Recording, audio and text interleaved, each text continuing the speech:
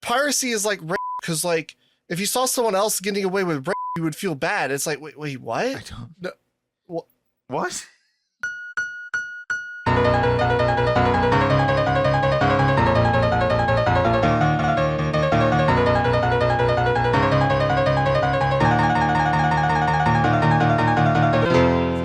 should run an intro. I guess we should run an intro at some point. You run the intro. This is a podcast. This is a podcast. Oh, I run the intro. Yeah, you do. You run the goddamn Welcome. Hello. I am your host, Mumi. Welcome to the Weeb Crew podcast. I'm running the intro. Hello, and welcome to the Weeb Crew podcast. The official anime podcast for NPR. I am your host, NPR. I am your host, Psyotic, and as always, I am joined by my co-host Mumi. I already introduced myself. And our guest today is this giving you that ASMR feel bit? No. Okay. No. Not even our guest today is Overworked Salaryman. Welcome back, Overworked Salaryman. Hey, yeah, it's great to be back, and thanks for having me on again. Hello. Yeah. God, we were talking earlier. It's like been 2 years. I was like, where does the time go? Yeah. Where is the time just slipping through our fingers like sand? Yeah, it's kind of crazy how long it's been for sure. Like, I didn't realize either until like recently, like how much time has passed. So yeah, it's good to be back. Hello. Yeah, it's good to have you back. So we brought you back to exploit your knowledge. Yes. We brought you back. So, okay, I feel like I need to give some context. So explain. I was in a random... Yeah, I was in a random forum that will not be named. You were arguing with I saw people this online. post. Okay. Arguing people online. And I saw someone say something to the effect of like, what defines an anime fan? Is it just like gacha games of VTubers now? And I was immediately dismissive. I'm like, that's really stupid. Like, that's so fucking like cynical and dumb. Like, of course not. Like, that's all. But like, I kept thinking about it. And I'm like, shit, the more I think about, the more like I look at like trends and stuff, it kind of is shifting more that direction. And so I don't know, it's just been on my mind. And I'm just thinking, I'm like, I feel like otaku culture has kind of been shifting more toward like gachas and like VTubers and stuff like that. And so I figured we could talk about it. I don't know. So you're saying it's been shifting towards gambling and fake internet girlfriends is what you're saying. Fake. Well, yeah, that's the capitalist economy or whatever. It's been shifting towards gambling and prostitution. Basically, Yeah. Otaku's now being run by the mafia. I mean, it kind of makes sense when you like, because you look at like lineages and stuff, right? Like, obviously, from Evangelion or so, even before, like you saw like stuff before that with like Sayla and the waifu wars in the original Gundam or whatever. Yeah. But then you saw like more of a kind of a shift with Evangelion, with like Rei and Asuka merchandise, stuff like that. Up into the late 2000s or so, when you started getting like the moe sort of trend, the moe boom, and people kind of pushed back on moe pigs and all that, and you had the shows that were kind of more, I don't want to say like transparently trying to sell like the characters or the girls or whatever as being cute, but the kind of show like a K-On! Or something like that. Yeah. Where I feel like that sort of lineage has shifted now, sort of away from anime as much, because I guess it's like now it's you buy gacha, you kind of engage with the characters in gachas, and you kind of have more interactions with them on a like personal, quote unquote personal level, or VTubers where you kind of have that same parasocial relationship, but this is someone that kind of has like immediate sort of feedback to like what is happening. So I figured we could talk about it. Yeah, it was actually kind of interesting, especially when you mentioned the whole like gacha games thing, cause it actually got me thinking about it as well, in a way, cause I feel like for me, kind of see it a little bit from a different angle, perhaps, in the sense that like I guess it depends more on like when we talk about like gacha games as well as like all of the monetization forms themselves. I guess it would depend more on like what one would consider like the gacha game trend in that sense, or I guess like in terms of like the span of like the history of otaku culture, like where would this in that sense be something that you would say actually became more of a thing from in that sense? Because one thing that I've been looking at, and especially with the trends for like comiket, for example, all this while, it's like especially with some series that have been like decently popular, or a fair bit popular for a while in Japan as well. It does feel like it has been the case of like there has been a mix of series that weren't gacha games in the past, and then like they kind of went in that direction to some extent, and now it's a media mix that also has like gacha as a part of it, or potentially a bigger part of its overall revenue stream as well. Like you look at like Love Live, like Idolmaster has been doing this since like the Garake, like 2010, like the old Japanese flip phone eras as well. And in that sense, Fate it's like would be another big one. Sorry?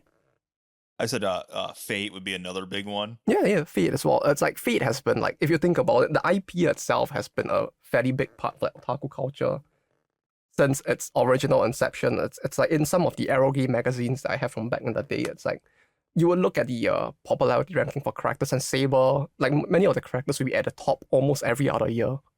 Like it's on that level of popularity as well. So it's like it's all these like big IPs that also now have a gacha, and they blew up more around that period in terms of like the size of the Doujin community, it feels like. But at the same time, it's I guess in that sense, like to some extent they feel intertwined to some extent, so, which is why I'm like it depends on how far back we trace like something like a decline, or like let's say like Akihabara, for example, or something in that sense. Because yeah, there's just so many that at the very least in the back of my head when I think of like series that were a part of otaku culture even back in the day that have a gacha game now. And in a sense, part of it feels, especially for the visual novel scene, like a bit of a unfortunate like natural progression, but something that does exist as well. Yeah. In the sense that oh sorry. I would say like Fate, that kind of makes sense because it's like, okay, there's like thousands of historical characters. That makes sense for like a gacha game. You can just have so many of these different characters. How the fuck does that work for Higurashi? There's like 5 Higurashi characters. How do you have a gacha game for a series that has 5 characters? Like, okay, Umineko, that makes sense. That even has a fighting game because there's like a million Umineko characters for some goddamn reason. I still need to play Umineko. But it's like, it's Higurashi because, I mean, that's the more popular one, but I don't know how that... Does Higurashi have a gacha game? Yes, Higurashi has a gacha game. They did a crossover with Symphogear at one point. I mean, right? it didn't take a lot to get a gacha because, like, I mean, it had that Utama Cross. That's a gacha game, and it had. I mean, it didn't have only 5 characters, but it didn't have a lot.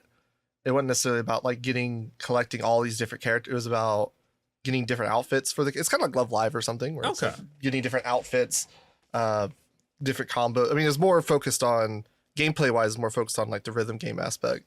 But obviously, like, the gacha would have been like clothes and outfits and how that kind of incorporate into the gameplay and stuff.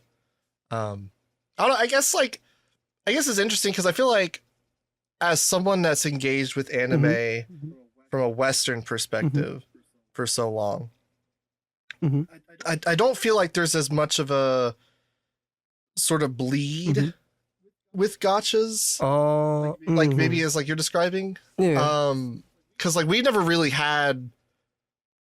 Like, what is the first gacha that we... I don't even think Love Live had an official release over here, did it? No, I think even like the Idolmaster games have had fairly limited... Like, we've only just got Uma Musume, like, 5 years after it came out, like, an official release.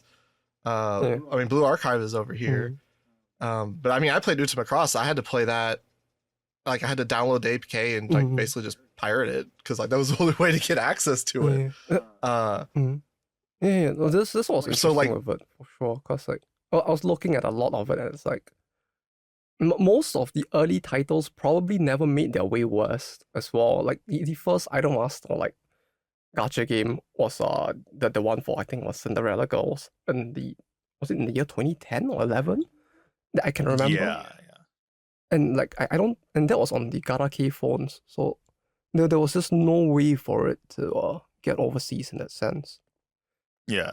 Because the function, simply the phone functionality just didn't exist until like the smartphone era, which at that point you kind of had like a whole bunch of other games. And Let me see Yeah. here. And I feel like Japan, because like y'all, I guess that would have been, they would have been using the flip phone still, whereas like 2010s, I feel like smartphones were pretty ubiquitous. Like even if you didn't have an iPhone, I had a Samsung Eternity, which was still a touchscreen phone in like 2008. It was like, yeah, I remember So, I having mean, a like, people Windows. I remember having a Windows 8 phone. Yeah, you know, Mhm. Windows 8. Well, yeah, But I mean, like people had smartphones at that point here. I don't know. I feel like I was still seeing flip phones and stuff in anime. I don't know how long it took for smartphones to kind of get adopted. you know, I feel like, or at least with Japan, it was like there was that era of like their phones were initially ahead with the Garaki, and then like there was this like lag in adoption of smartphones because like the I guess they're called like feature phones in English. I don't remember, but like the Garaki phones, they basically had a lot of what people already needed from it. So like there was less of an incentive to initially shift. Like you could read manga on it. Like you could read, like, I think some people have it like there were actually apps on it for you to read things like Naruto on it to begin with, and it was kind of interesting in the sense that when you went through the pages, instead of like the standard like modern webtoon app where you're just scrolling through the page, it would actually like have preset zooms on specific panels. So like it was zoom in on panel 1, and then it would shift to interesting. like speech bubble 2 on the second half of the panel, and then it would shift to panel 2, and yeah, you had this kind of things that existed, and I feel like maybe that's what caused the delay in the shift. And then because of the fact that most of the games that were designed for it were basically browser like Java games and the like, it just took a while before like those got like ported to the smartphones or made playable on them as well. In that sense, it's funny looking at the Wikipedia page for the Love Live Gacha rhythm games. Yeah, Love Live School Idol Festival, because it's like gameplay, service termination. Then Love Live School Idol Festival 2 Miracle Live. Next section, service termination. Love Live School Idol Festival after school activity, technical issues. I don't know, maybe that's still going. Love Live School Idol Festival All-Star service termination. Okay, there's Nijigasaki High School Idol Club. Maybe that's still going. yeah. There's so many different terminating games. Oy. No, But yeah, like here, we weren't really exposed a lot to like Toho outside of, you know, if you were active on online spaces. Yeah. Where I feel like Toho did kind of act as like the bridge to like Love Live and gachas, stuff like that. Like they would eventually become The gateway drug, yeah. the gateway drug. It was the foot in the door. Yeah. Whereas like because it's been so like divorced from that sort of culture in the West, like obviously there were people that got into it, like there were people who played Love Live and stuff like that, but I feel like just overall I never really had much interaction with it outside of like the fuck are they making our Love Live anime, the fuck is just so popular, and then like that was basically the extent of it for so long.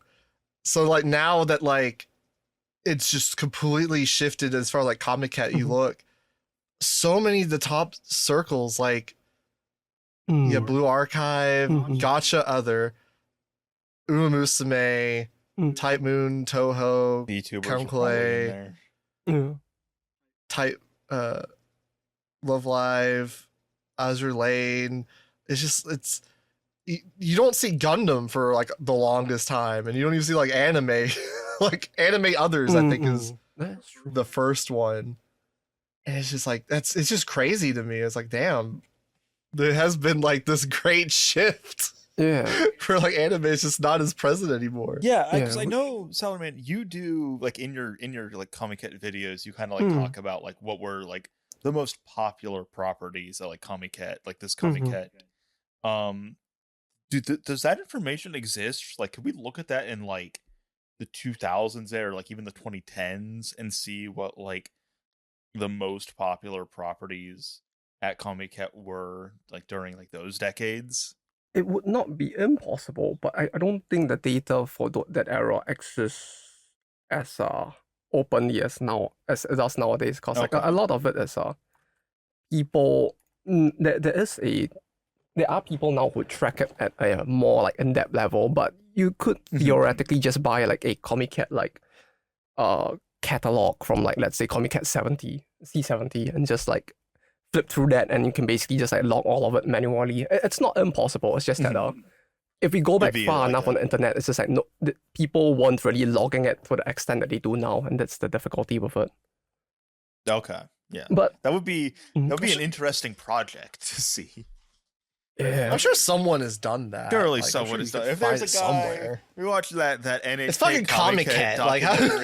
Yeah, some guy is like taking like baseball statistics to see if like umpires have a bias. Surely someone has done like a comiket meta-analysis over the years. Yeah, it's funny.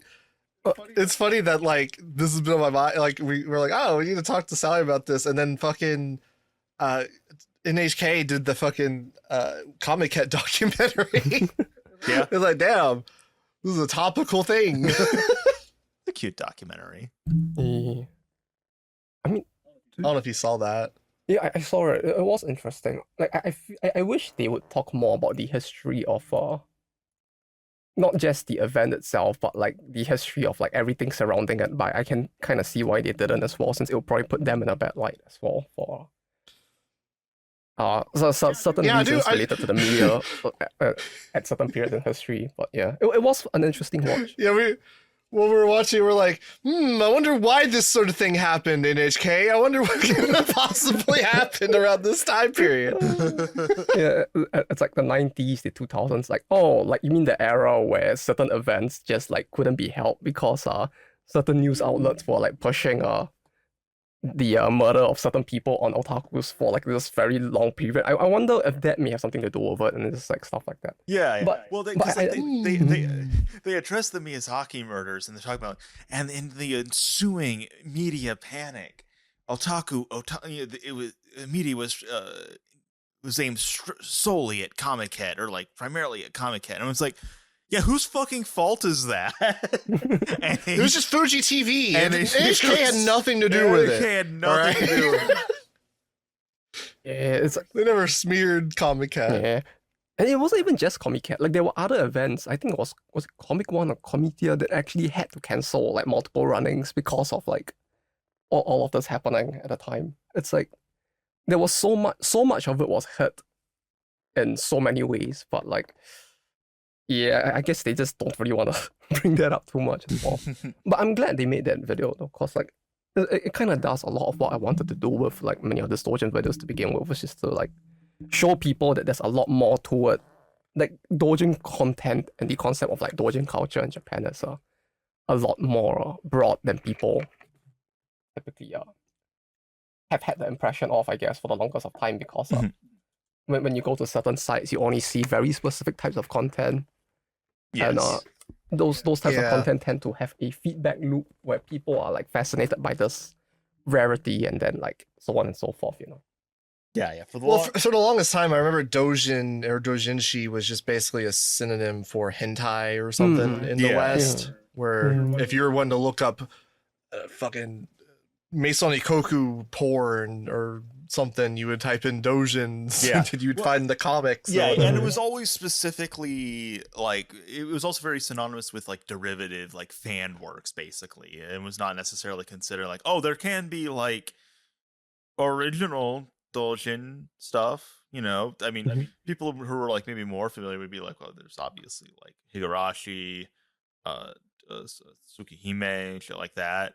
But yeah, it was just mostly just like, if you just kind of brought up in conversation with, you know, your average like anime fan 10 years ago, and probably even still today to some extent, you're like, oh yeah, you have any favorite like doujins? And they'd be like, do you mean like, you mean pornography? I mean, I can speak from experience. I literally told people that I bought doujins when I went to comiket back in 2016. They're like, oh my god, you imported child porn into the United States? And I'm like, no, I bought like a cute like slice of life camping doujin from like for Monica and with like mommy on the cover, and I bought like a cute Aria one where they just are doing cute things. Like none of it was pornographic. Officer, this is all entirely like safe. There's nothing sexually explicit here. And that was 10 years ago. Like that's how people have had that perception. Yeah, and I know like freaking there was that post recent, like, was it back 2 months ago on Twitter that popped off from that fucking dude. I forget his fucking name. The dude that like did the fucking comic where he's like beating up the person harassing the cosplayer or something, and it turned out that it was completely bullshit. It was that same guy. He like went to comiket. It was like, oh, they're doing child CSAM or whatever the fuck, and everyone was like dunking on him, and then like. Even then, I was like talking about, it sucks that this perception that comiket is only porn. Wait, was it like a tweet thing where like they had a picture of like a specific circle?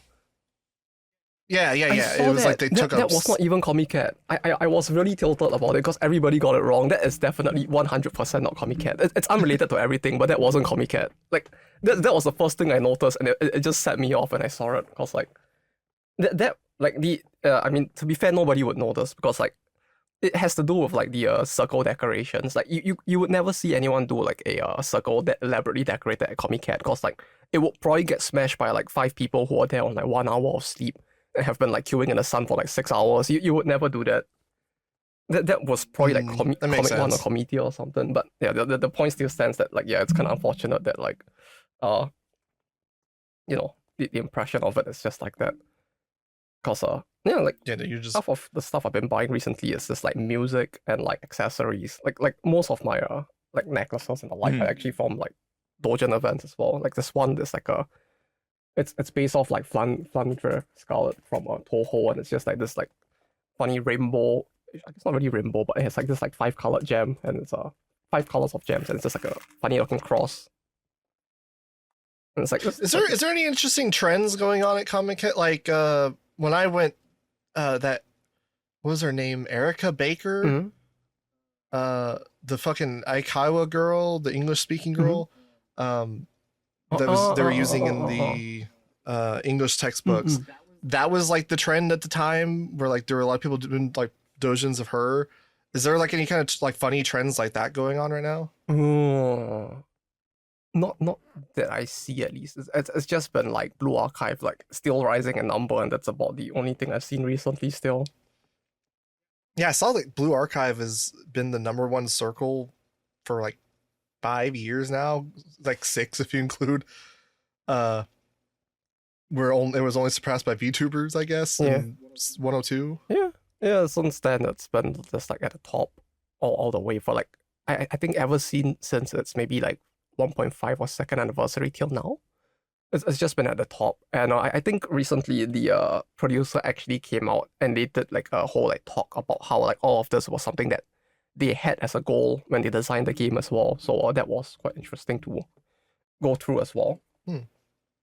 Like a large part of their design goal was to make a game that would pop off at comiket. Although I guess like it kind of exceeded their expectations in that regard as well. But it's interesting. It's interesting that like they're making a game specifically for the pop up at comiket. That's an interesting. Yeah, like that was one of their design goals. It makes sense, but yeah, like that was one of their design goals, and in a sense, it's quite interesting because it shows a pretty good read of like what would actually like they managed to get a pretty good read of like what does well at comiket to some extent, or like what people are interested in, for it to actually like reach this point. I guess if it truly was intended, at least. It's also I mean it helps with like free advertising as well, because I was familiar with Blue Archive doujins well before I ever got into the game. So yeah, I can imagine. Like, okay, yeah, it's We'll call it a savvy decision. Mm-hmm. Oh, but yeah, I guess it's targeting like the audience that you will spend potentially the most money if they're that dedicated to making fan works and stuff like that. Definitely, yeah. Also, I did a quick preliminary search. I did find the genre codes for comiket 70 to 76 with me right here.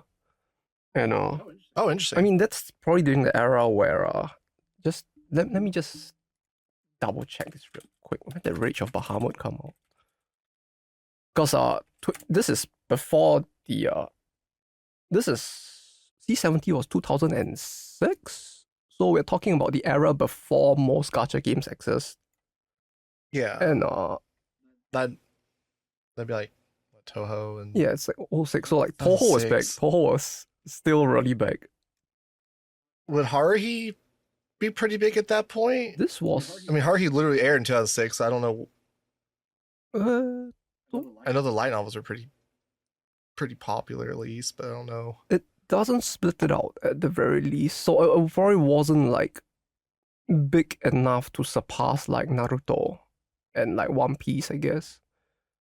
Both of which were like 2 to 300 circles. So like at the very least, it didn't exceed that. Or if it did, it probably just got like mixed in with the whole like male-oriented genre code, cause that's like 4,000 circles and it's the biggest number at the event. So was this comiket, was that very shonen heavy? It sounds like.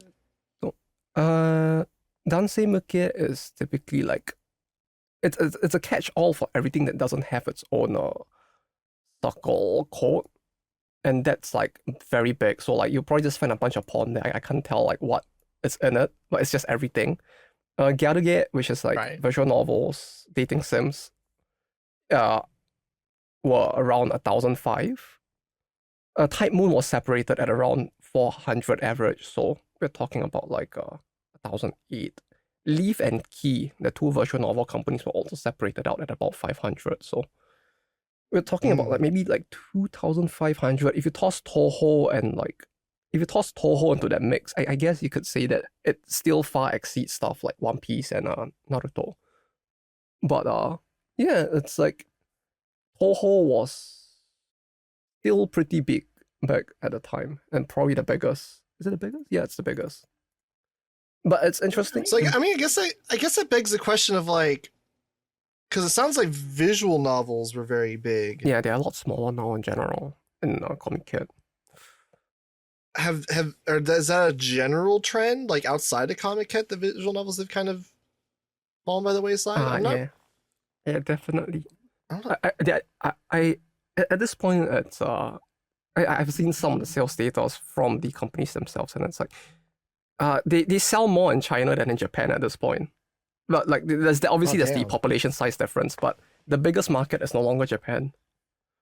The most profitable market in terms of like profit per capita is Japan, because this is the one country where people would still willingly pay like 7,000 to 8,000 yen for a visual novel.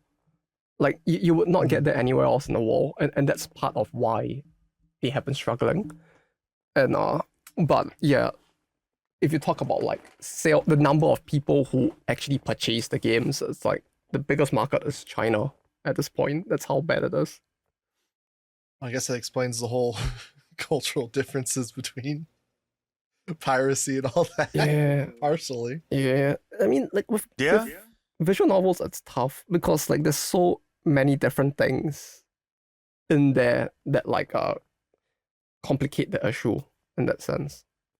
Like there's the fact that they used to sell at like 7,000 to 8,000 yen to their specific audiences, and they kind of got used to working with that margin, and that's no longer viable now, and they still need to find their pace within all of that. And you also have the fact that like as technology has improved, there's so many genres of games now that like the market is just more diverse. It's harder for them to capture as big a part of the market as they used to. And like there's all of these things going on. There's the increase in regulations over the years. The fact that like especially for the eroge side of things, the more like 18+ ones, getting out of Japan is already a struggle, especially to the West. Cause I wonder if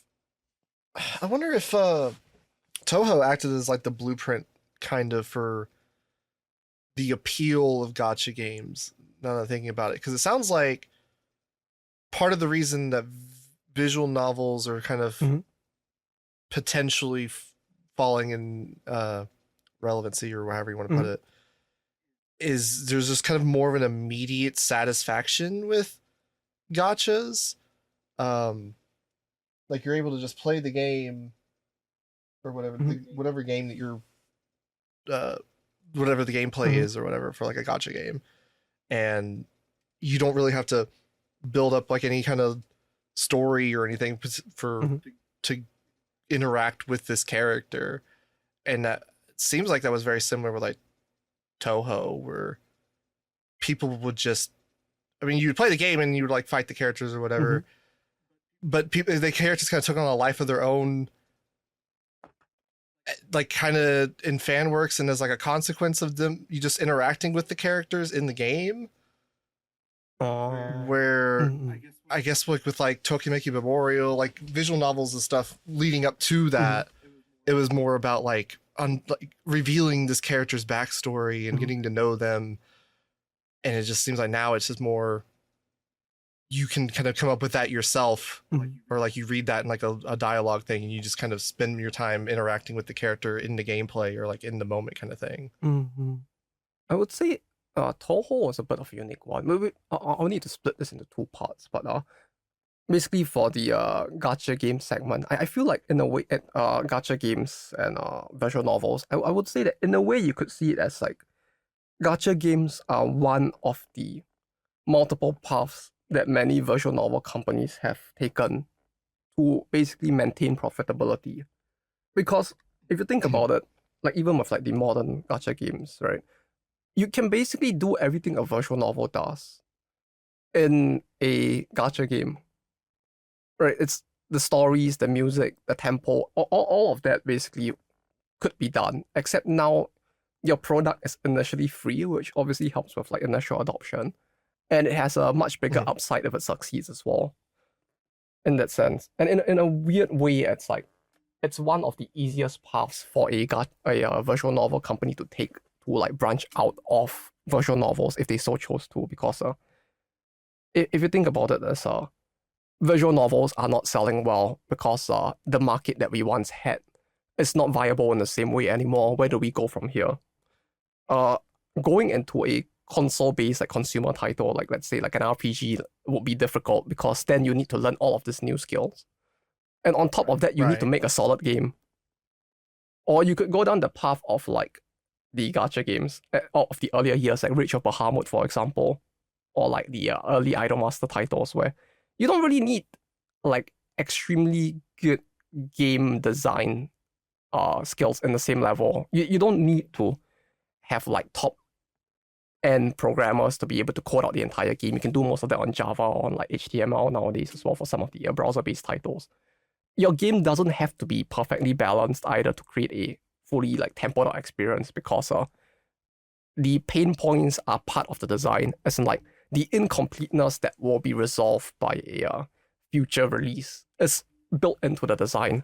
So like if there's ever any problems with the game, those will be, you could just like resolve them with a future release. And because of the fact that this current release issue is a pain point, in the sense that it causes discomfort because it's an issue, then the thing actually has more like, there's a bit more like incentive to spend on it, because of the fact that like it resolves the present issue. So in that sense, like from a design perspective, it looks like, it to me at least, looked like one of the easier paths they could have taken. Like obviously not all companies took this path to the same level, but like in terms of like compromising the concept of the visual novel the least, while also trying to increase the company's profits to keep the company alive, it was one of the easier paths.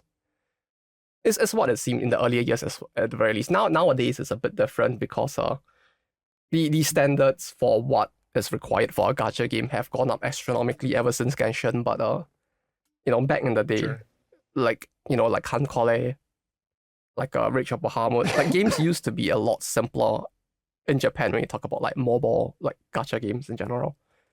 Yeah, Bahamut was just like a card kind of game, wasn't it? I mean, you collect cards, you put them in a deck, and then the battles automatically resolve themselves. So like, it's not like a TCG. It's more like a single player card game that just automatically plays itself. You just build the deck and just watch the deck do its thing.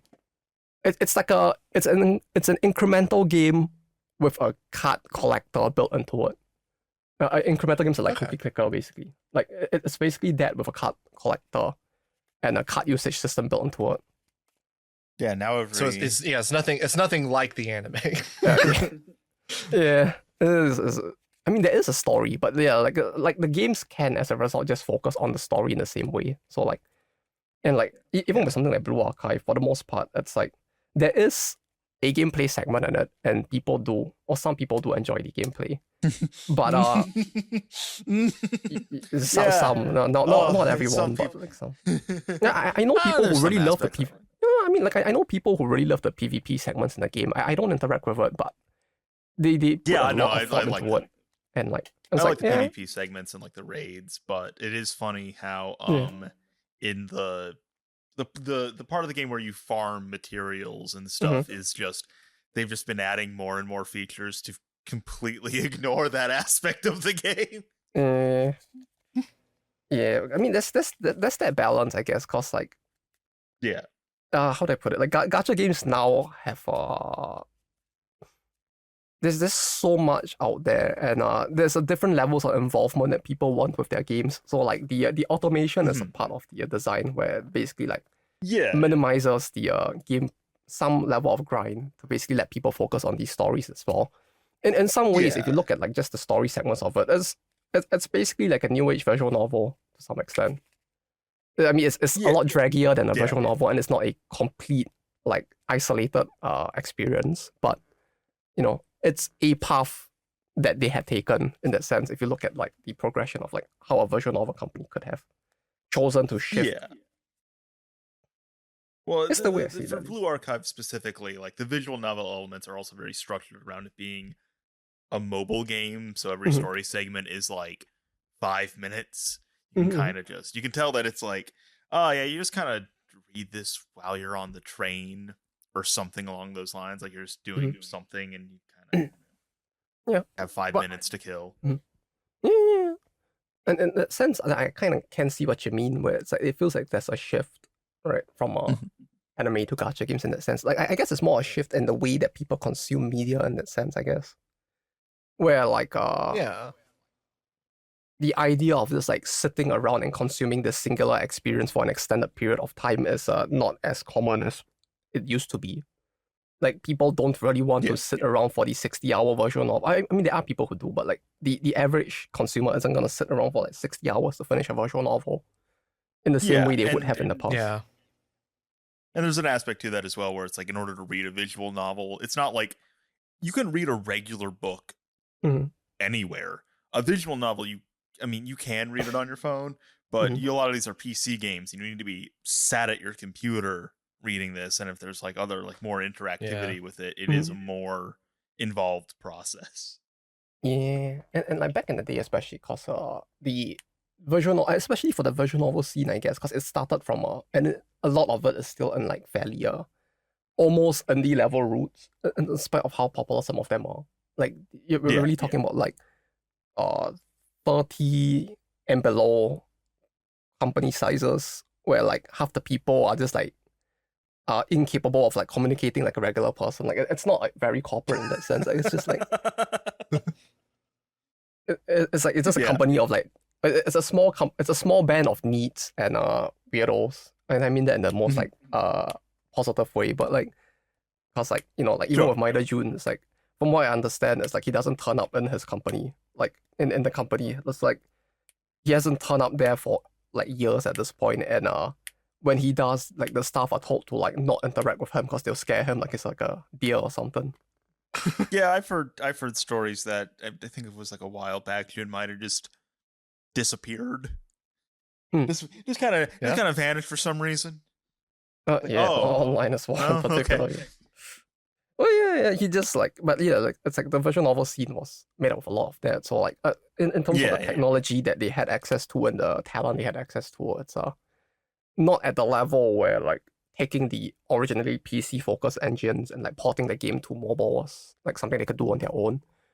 I'd wager most of them probably outsourced that to like some company or another to port it for them even now. Cause yeah, it's like you'd have to shift the game to a new engine like Unity or something. Cause Kitty and the like. Actually, I'm not sure. I need to check, but I'm pretty sure those don't really work well for a mobile in general. And the companies I do know that like made mobile visual novels just shifted to Unity in the end. So like, that's all that as well. But yeah, it does feel like there's a shift in the way that people consume just like media in general for sure. In terms of like the spurts. In which again, it makes logical sense because like as I feel like as people that consume a foreign like product that they are importing, whatever. What do you mean? Like we're Japanese. You know, we're we're weebs. All right. But you know, we're kind of disconnected from like the actual climate in which these things are being released. Like obviously on the internet you get some overlap, like you have interaction with them on Twitter or whatever. Ever since they integrated those two Japanese and English-speaking user bases on Twitter. Oh, Lord. But that's why like manga has historically been a lot larger in Japan than it ever was in like the West, is because that is, I mean, there it's like a weekly thing. You get like a book, you get like a chapter of One Piece you can read on the train. That's like a kind of micro consumption thing that you can do while you're commuting or living an active life or whatever and still keep track of stuff. Here, you don't really have that ease of access. So there's not really like there's not a lot of public transportation in like America to begin with. And two, even if you're like a kid that's getting taken to school or something, you might have a commute or on a bus or something like that. There's not really like an easy way for you to get like a micro dosage of One Piece every week or something. Like there wasn't like a weekly release for the longest time. So just the way that we've always consumed anime and manga here has always been kind of fundamentally different from how it is in Japan.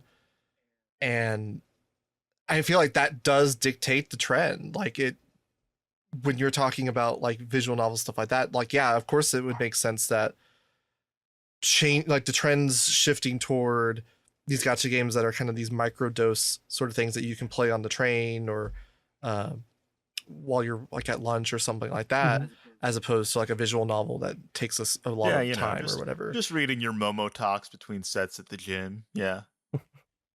Yeah, I mean, people would do that here too. It would just be like, you're playing your Genshin Impact fucking gacha rolls on the toilet or something. Yeah. But yeah, it is something that I guess I don't reconcile as often as I probably should.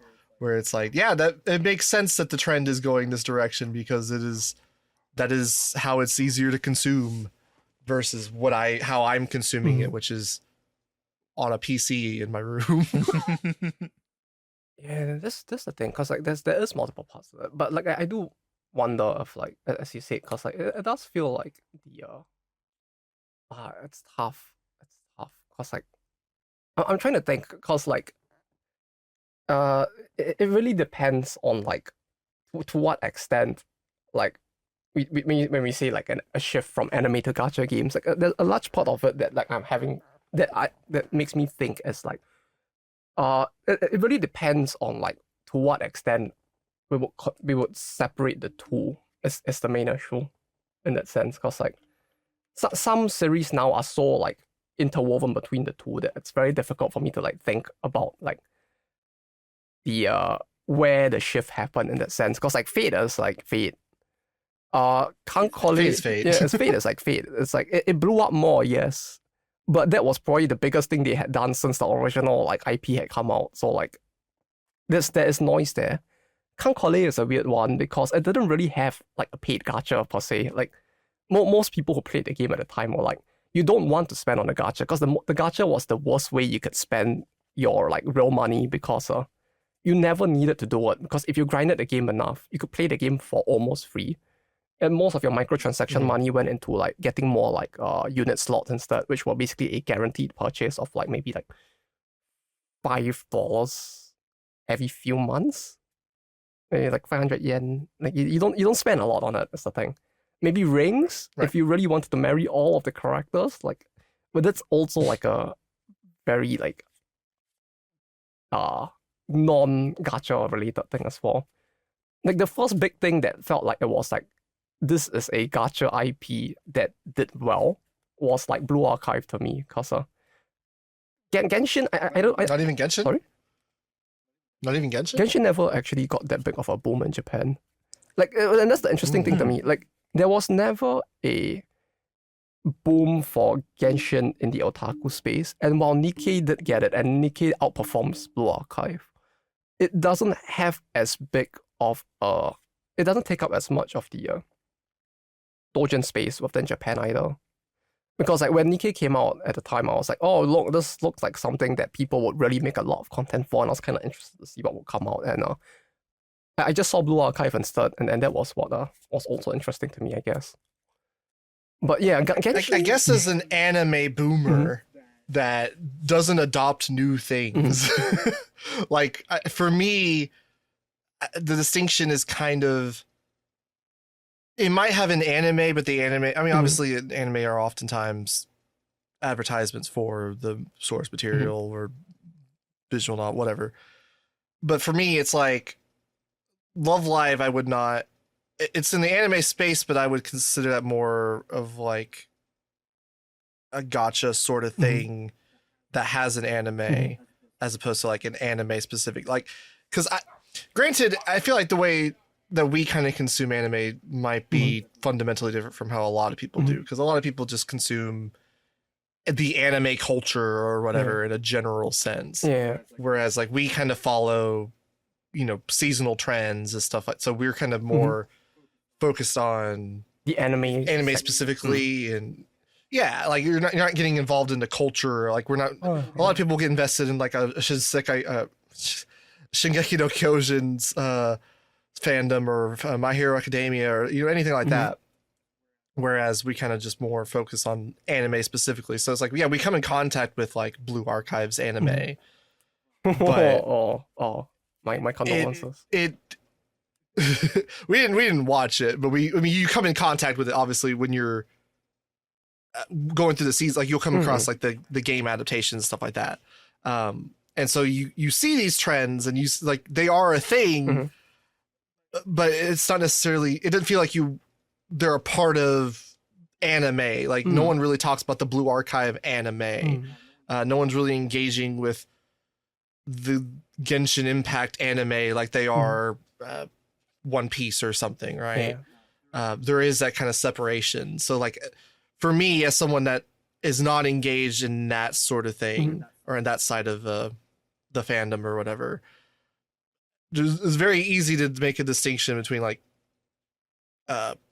Nippon Sangoku and Blue Archive or like Witch Hat Atelier and Uma Musume or something like that.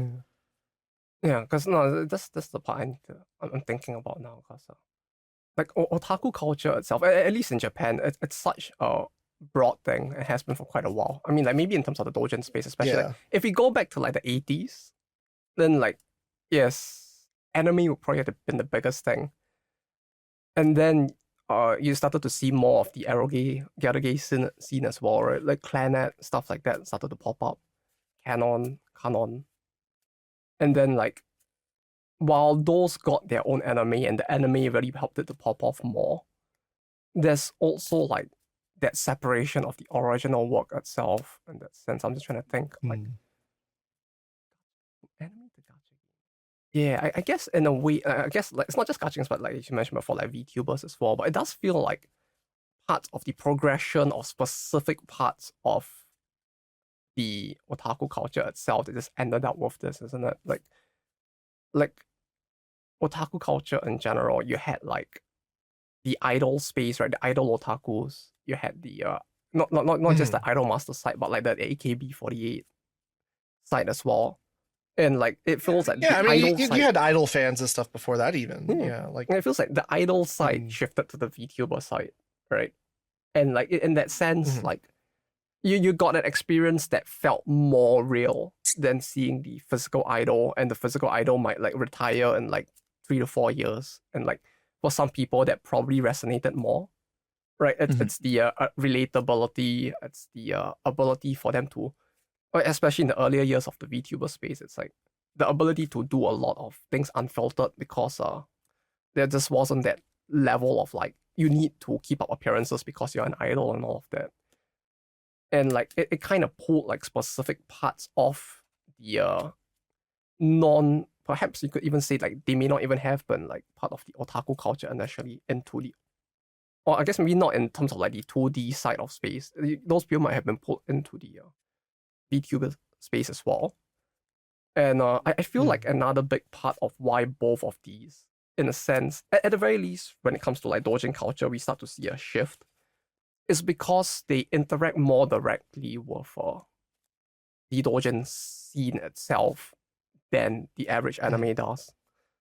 And I'm trying to figure out how to go through all of this without like mixing in too many topics at once, but like because like this goes a bit into the whole censorship issue as well. But like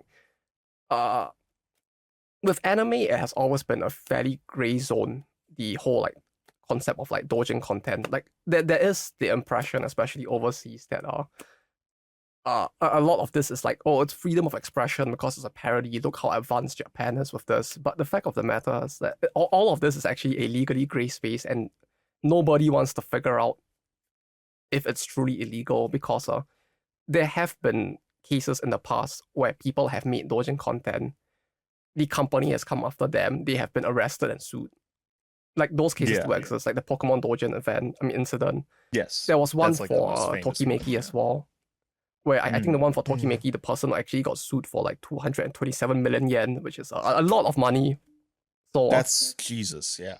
Yeah, they made an adult video basically, and a Tokimeki like video that was adult in nature, and the company came after them and sued them as well. So we have seen like that Uma Musume kind of has it as well, right? With the restrictions. Love Live actually has some as well. Yeah. I think I don't know if it's still in effect today, but like a big part of it was that you couldn't make goods back in the day. Like you couldn't make a Ken badge or like an acrylic figure, for example. You could only sell books. Was one of the initial regulations on it. So like with the anime space, there's always been like some level of restriction on what you could do, and there's like this I guess you could say, I won't call it exactly a disconnect, but like there is a separation of the work's creator and the people who make fan art for it. But with Doujin stuff and like mobile games and VTubers in particular, you start to see the two blend a lot more in that sense. Right, with VTubers, like half of their actually maybe more than that, most of the illustrators for them are actually like fairly big like Doujin creators to begin with. Right, like Wadako does, I think Crony. One of the people that I follow, Metagen, who just does a lot of very armored characters. He just done some for like I think Niji Sanji as well and the like. And like there's that direct involvement that's going on there. And even with like gacha games, I mean if we put aside like Nikkei and Genshin for now, like with Fate, right? Fate has commissioned a lot of its art from like Doujin artists, especially for its craft essences, the equipment in game. And there are many people who release Doujins in comiket who have to some extent worked on content for Fate in that sense.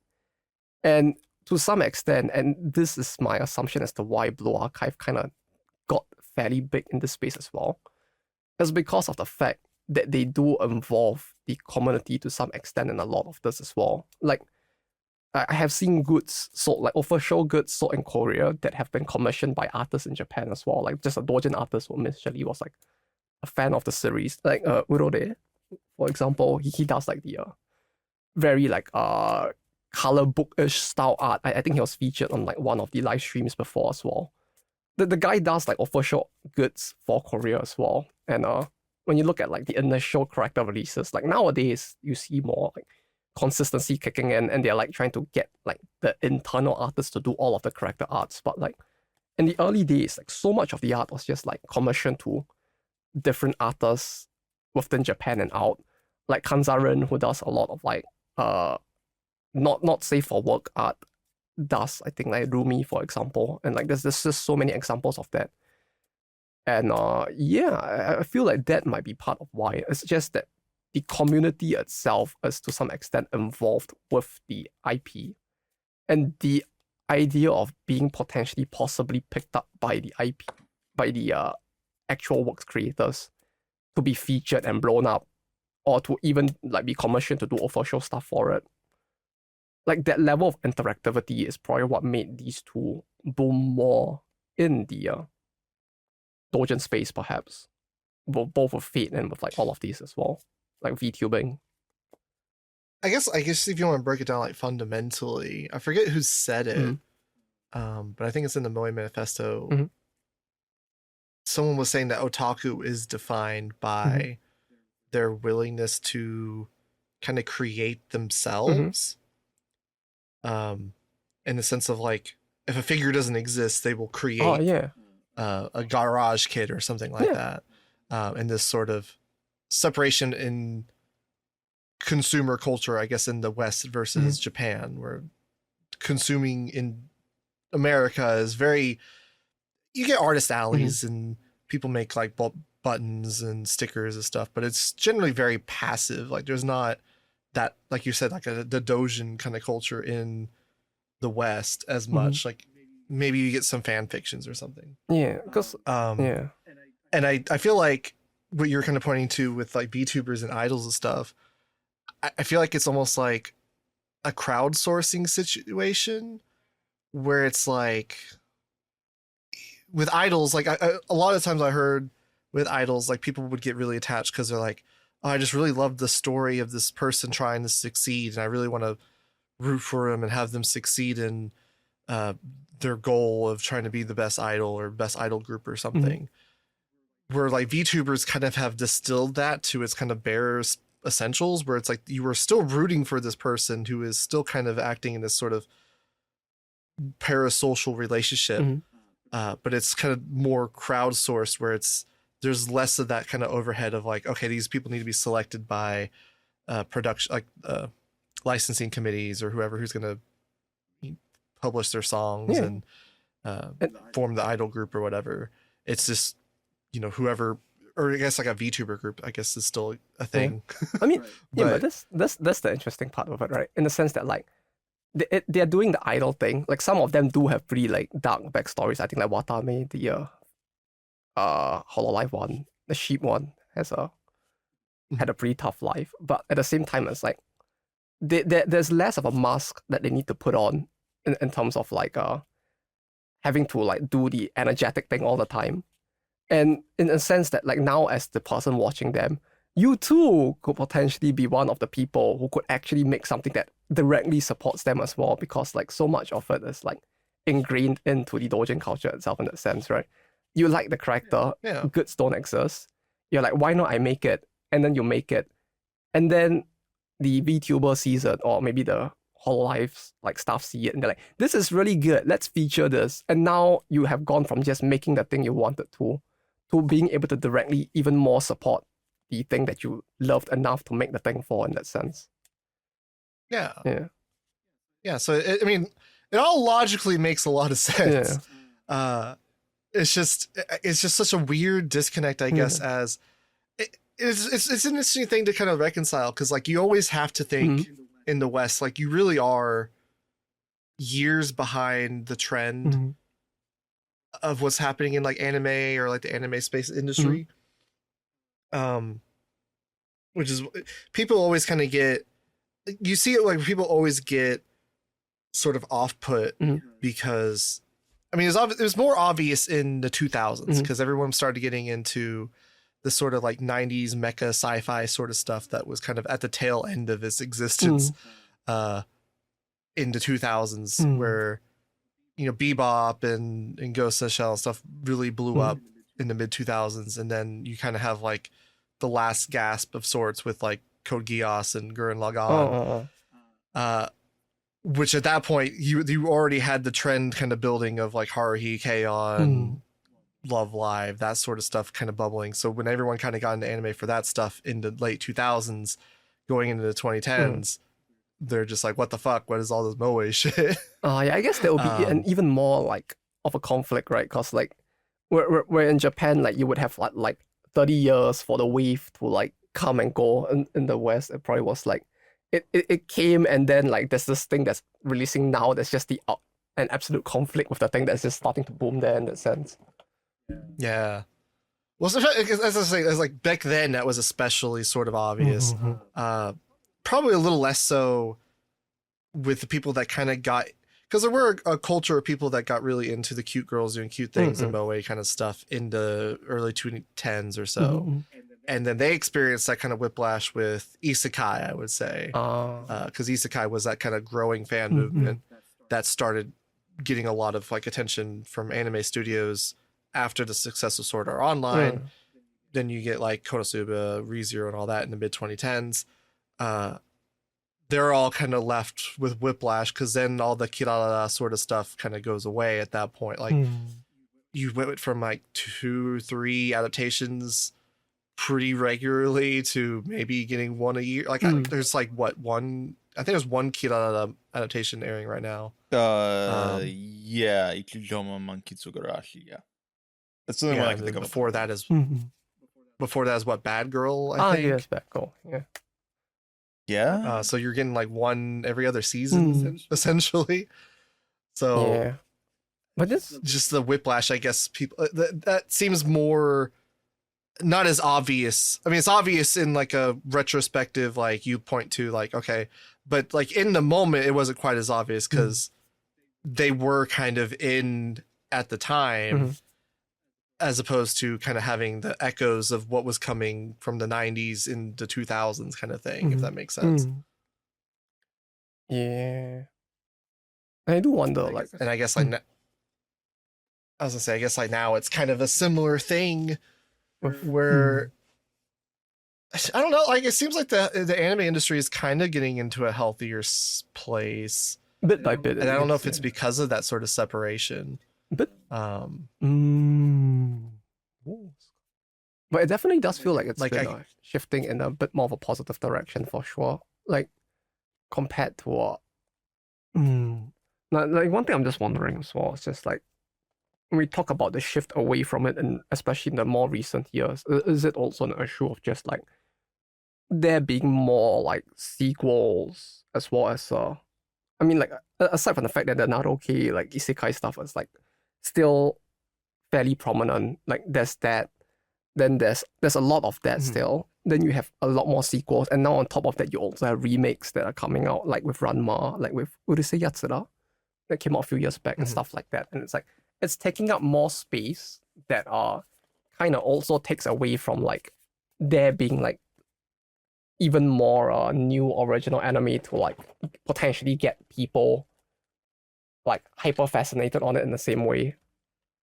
Because I don't think we have had like a very big like series boom since like Kimetsu, maybe Jujutsu.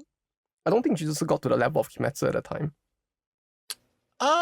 Or at least not in Japan. In Japan, yeah, in Japan maybe not. I know. I mean, JJK and Chainsaw Man are both probably about the same as Kimetsu in the West, at least. Because I'm just thinking from like merch releases, and I'm like, I still see Kimetsu stuff, and Kimetsu is still the thing that like people would be fine with their kids watching. So like it has that difference of there's a slightly different like a perhaps image in my mind as a result, where like that's like the thing that I would think of rather than Jujutsu or Chainsaw Man in that sense.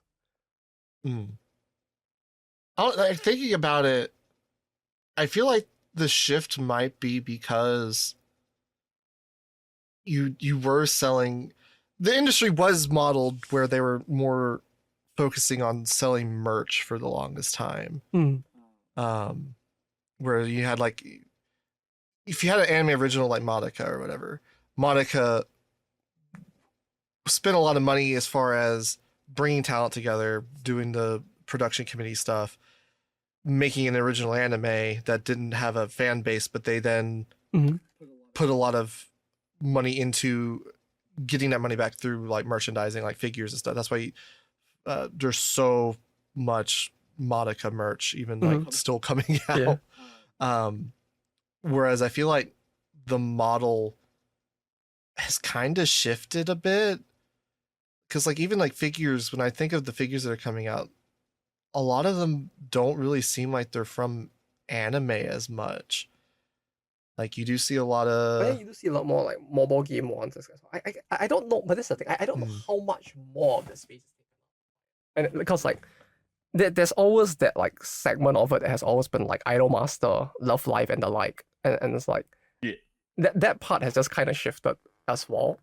But in terms of like original anime, like Haruhi figures in the past, like that era, there probably were a lot of that, and now there's a lot less like modern anime figures in that sense. Like I guess in a sense there is that issue as well. Or I guess not issue, but like there is that trend as well, huh? Because like you don't really see, because like you look at like the industry reports and like the domestic is not like drastically shrinking, but like I think this last year was the first year that the foreign market eclipsed the domestic market in the industry report. And I feel like that is kind of reflected in how the industry is sort of appealing to anime watchers now. Like now you're getting a Jujutsu Kaisen, which sells merch, but it doesn't feel like it is reliant on it as much. Wait, give me a second. In the sense of like selling. I need to take a piss real quick. Oh yeah. In the meantime, I'm looking up if Batman has ever been accused of rape. No? I feel like it'd be a good Joker plot, you know? And it's like, all right, we're gonna use Me Too against Batman. So you're saying you want a Joker plot where he does a Donald Trump, where he invites Batman's rape victim to like his court hearing or something? I think there's like an unrelated thing. Bruce Wayne ends up on like the Epstein files. Except Joker just doesn't know that. Bruce. Yeah, you can do fun things with it if it's Bruce Wayne. Because welcome back. What are you saying? Psy is derailing shit to things that aren't even anime related. No, I was just wondering, like, has anyone ever accused Batman of rape? I feel like that'd be a good Joker plot to like defame Batman. Jesus Christ. I mean, maybe if you knew Bruce Wayne was Batman, that would work. Yeah. I don't. That's what I'm saying. Like he doesn't know, so you can't really do anything fun with that. Like it could be a fun thing where it's like, I know Batman. I invited your Bruce Wayne's victim, but like you can't really do that if he's not supposed to know. What was I saying? Much. Yeah, I don't know. I it's just something that occurred to me while we've been talking. So unfortunately, I've not like looked into it. I just know the general numbers. So it is entirely possible that I'm off base. But I mean, it does feel like the bifurcation where it's like anime moe kind of stuff was trying to sell character goods much more than a lot of the anime that is popular now. Like they don't even track anime sales numbers like they used to. Like that used to be a big thing. Like Blu-rays? Blu-ray, yeah. Like some anything just stopped because it's like it's not even fucking relevant anymore. Like with streaming and stuff like that, it's kind of made it. I mean, the thing everyone pays attention to now is the IMDb rating. So, but that's not even like relevant to like the success of a series outside of like prestige. Yeah. I guess. Yeah, I mean, it's just a funny thing that I noticed more recently. Yeah, I mean, have you seen all of the what was it? All of the ReZero pachinko machines? Like, you don't need a very good series to make a lot of money. Just make a pachinko machine and you'll be done. Oh, there you go. The original, the original gambling. But yeah, I was thinking about the good thing, and I was like, I feel like there's a bit of a separation there in the sense that like I do see like goods for those like popular shonen series as well. But I feel like in general there is a distinction in terms of like the price point and quality, if that makes any sense. Like when I went to what was the event? Wonderfest. It was just the figure focus event. I actually did see a lot of like stuff for like Jujutsu Kaisen and the like, but it's usually like a price figure or something. Like a large part of it was like price figures, which are like typically you would expect to be spending like at most 3,000 yen on like a single figure of that type. And it's like I feel like with a lot of those series, it's like it's not so much that they don't get goods. It's just that it's goods that don't enter, at the very least not for me. It doesn't enter my version as much unless I actively go off my way to look for them, because I would have to go down to like Akihabara and look at like a second-hand or first-hand store, and then I would see these goods. Because like when you're online and you're talking about like the goods pushers, typically you only see like goods for the series that you are very into in the first place, and like the ones that usually like catch my eye, at least for me, are like they tend to be more upmarket, I guess, in terms of like the pricing. And I guess maybe there's just that distinction as well.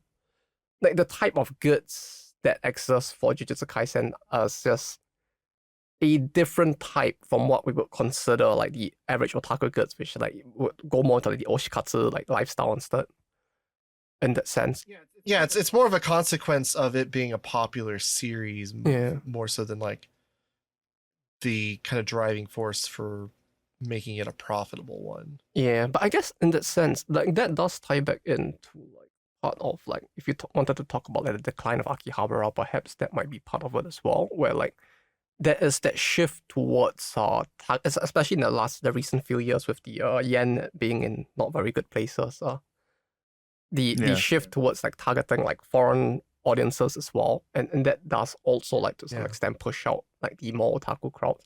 I mean, to be fair, that has been happening for a while, but like in recent years especially, like I've seen like gamers, the first floor now, it's like you can tell where the foreigner targeting segments of the stores at the first floor are, because like you just see like a shelf and it'll be like Jujutsu Kaisen, Naruto, Bleach, and it's like some of these aren't even alive anymore in Japan. It's just like it targets a very different audience, and like you kind of do see more less than savory stores, I guess, popping up, which kind of do target that audience as well. And like with like Pokemon card stores as well. Like there's so much more of that now. Oh yeah, I do see a lot of the Japanese Pokemon card store openings where people are like, I went to this obscure Japanese Pokemon store. Yeah, there's so many of them. Did someone get now. murdered at a Pokemon center in Tokyo recently? Yeah. What? Yeah, they did. Yeah, I think someone got murdered. Yeah, it was in the Shinjuku one. Yeah, it was I think they mentioned like this guy, his girlfriend worked there and he didn't really like it, and so like he just like spiraled and he just went there and he just like stabbed her a bunch of times and then killed himself. Christ. And yeah, that happened. Like okay, so yeah, it wasn't really tied into Pokemon. No, it was not tied into Pokemon. That would be great. Yeah, it just happened at a Pokemon. I thought you were saying like it was like some kind of fucking like scalper situation where some dude, because I don't know if that reflects poorly on the West, that like that's the thing I immediately jumped to, is like, damn, someone stabbed someone at a Pokemon center over some the fuck. Yeah, I mean it's just like, yeah, I mean violence over this kind of thing specifically don't tend to happen as much. I guess like the violence itself happens, but like it typically doesn't relate directly to the IP specifically in that sense. Yeah. Mm-hmm. But yeah, I mean, I do feel like we should preface like there's when I'm I'm curious about the decline of Akiba in the sense of like what could potentially be playing parts of it, because like obviously the majority of the blame lies in the Cool Japan stuff, the Tokyo leading up to Tokyo Olympics, stuff like that. A lot of that and COVID both decimated a lot of the smaller stores and kind of a lot of the culture in Akiba. Yeah, but like, I think that is like the primary thing to blame. Anything that we're speculating on is not necessarily like, oh, did fucking all these new gen Blue Archive players kill Akiba? Like, don't misconstrue what we're saying when we're talking about it. Yeah, no. But yeah, I'm gonna like for me as well. It does feel like a large part of the recent decline is from these areas. But like, I guess a part of it, like if you wanted to go back a little more, would probably have been like one of the big things that people in Japan do attribute to like the decline as well is probably the 2008 vehicular massacre. Let me that way. Have you guys heard of that one? The Otaku mass. I don't know how many people died, but I know a lot were injured from like them driving. The guy who drove in and then stabbed a bunch Sunday. of people. Like I think the like truck guy. Like that led to like quite a fair bit of restrictions. Like the like it's back now in the sense of like the what was it called in English? The walking paradise, the pedestrian paradise. Like that's back now, but like I think for like that was been back. That was going on when I was there in 2016. Even that's been back for a while. It was restricted for like the 3-4 years after the initial like massacre itself, and it feels like stuff like that, like the blaming of a lot of this on the otakus as well that happened as a result of that incident. Like it may have like to some extent led to some level of the decline as well. Maybe not as extreme a contributor to it, or it didn't lead to like a massively harsh decline, but like many of the things that people talk about, like the flash mob with like the Haruki dancers and all of that, right? A lot of like things like that just became harder to do. Like I won't say it stopped completely, but a lot of these things became harder to do for a period. And it may have like just chilled it down a little as well for the wider audience. Not the inciting thing, but it is kind of like the beginning of what would become kind of the decline of sorts. Yeah, it's what it feels like, at least. Like that was probably like one of the initial, like if like at the very least when I look at like people talking about it in Japan, it's like the old heads in particular, like many of them would say like this is one of the things that they felt like. Basically, like when people tell them that like Akihabara's in decline now, like they'll say that but it has been since that incident, and like it seems like many see it as like the original like the initial event that would like kick off a lot of the decline going forward because of the regulations that would come into play starting from then. It's interesting because we get a lot of like people that kind of give us pushback when we talk about the decline of Akiba, and they're like. I know on the video we did with Patrick Galbraith, like he's talking about kind of like, because he's been very outspoken as far as the decline of like the losing of a lot of the otaku sort of centric stores, stuff like that. He is also from that sort of like older crowd. Like I think, was it 2004, 2005 when he started like really frequenting Akiba? I don't remember exactly when. Somewhere around that time. Yeah. He's unk. Yeah. Because he's very unk. But so he's coming at from that perspective, like very much kind of the old head perspective you were saying. So when they're saying that, they're saying it's very different. Like if you're approaching it from like the decline from just the Cool Japan, Tokyo Olympic stuff, that decline is lesser from that sort of 2007 era. It's still obvious, it's still present. But I feel like a lot of people like will give us pushback because they're like, oh no, it's not that bad. Like there was one person who was like, name a store that's closed. It's like, well, I can name you the store. I don't fucking read Japanese. You mean like the original Vox building. Like there's this like one big ass building that used to be right beside the station that has been demolished at this point. Like it died during the pandemic and it's still got, and like the building still doesn't exist there today. Like that's the biggest one that I can think of. Let me see if I can find the building. A lot of the ones I can think of were like a lot of the side street ones, like the one that was in front of, I think it was across in the alley from Kotobukiya. There was a small store there that is just replaced with like a kind of onsen soap land looking thing. I think that place was actually there before, but I think they might have expanded into it or something, is because that store is gone. You know what's the biggest one to me? Will probably be the fact that we don't get like the flea market anymore. Probably a big one. Like that's completely gone. Like the very concept of like the weekend flea market that used to be a thing prior to the pandemic.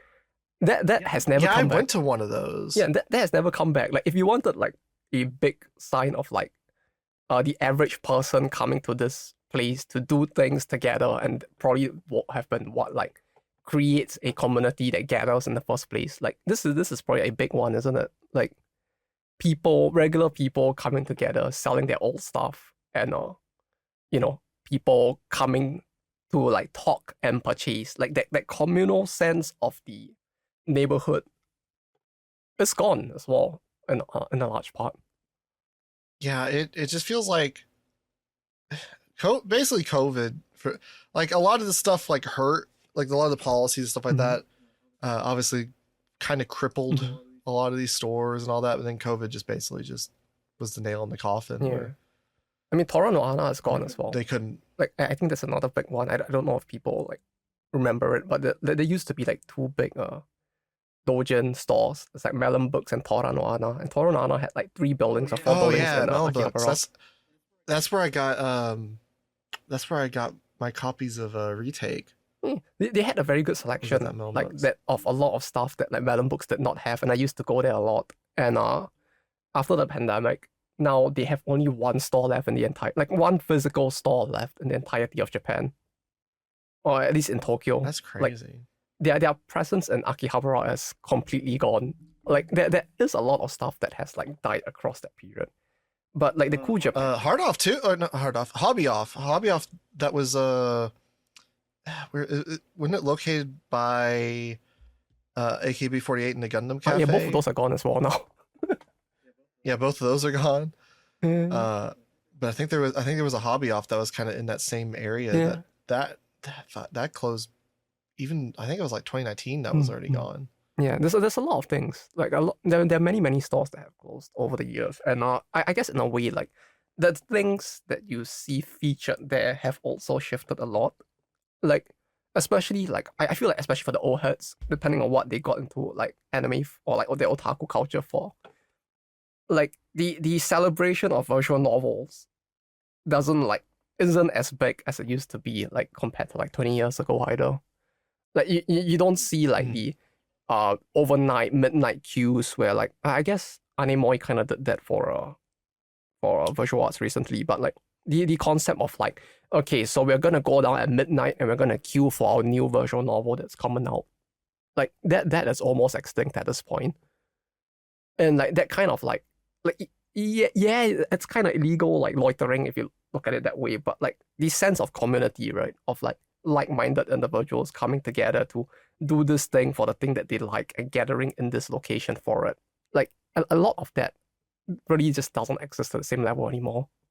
Like visual novels as a thing that like stores, like every other store would have, you would like walk on the streets and you would see like Kujis for it, like, and people like queuing up day one. All of that doesn't exist to the same level anymore. So like from that perspective as well, depending on what a person initially came into for like anime culture or like otaku culture, like a lot of that is potentially gone.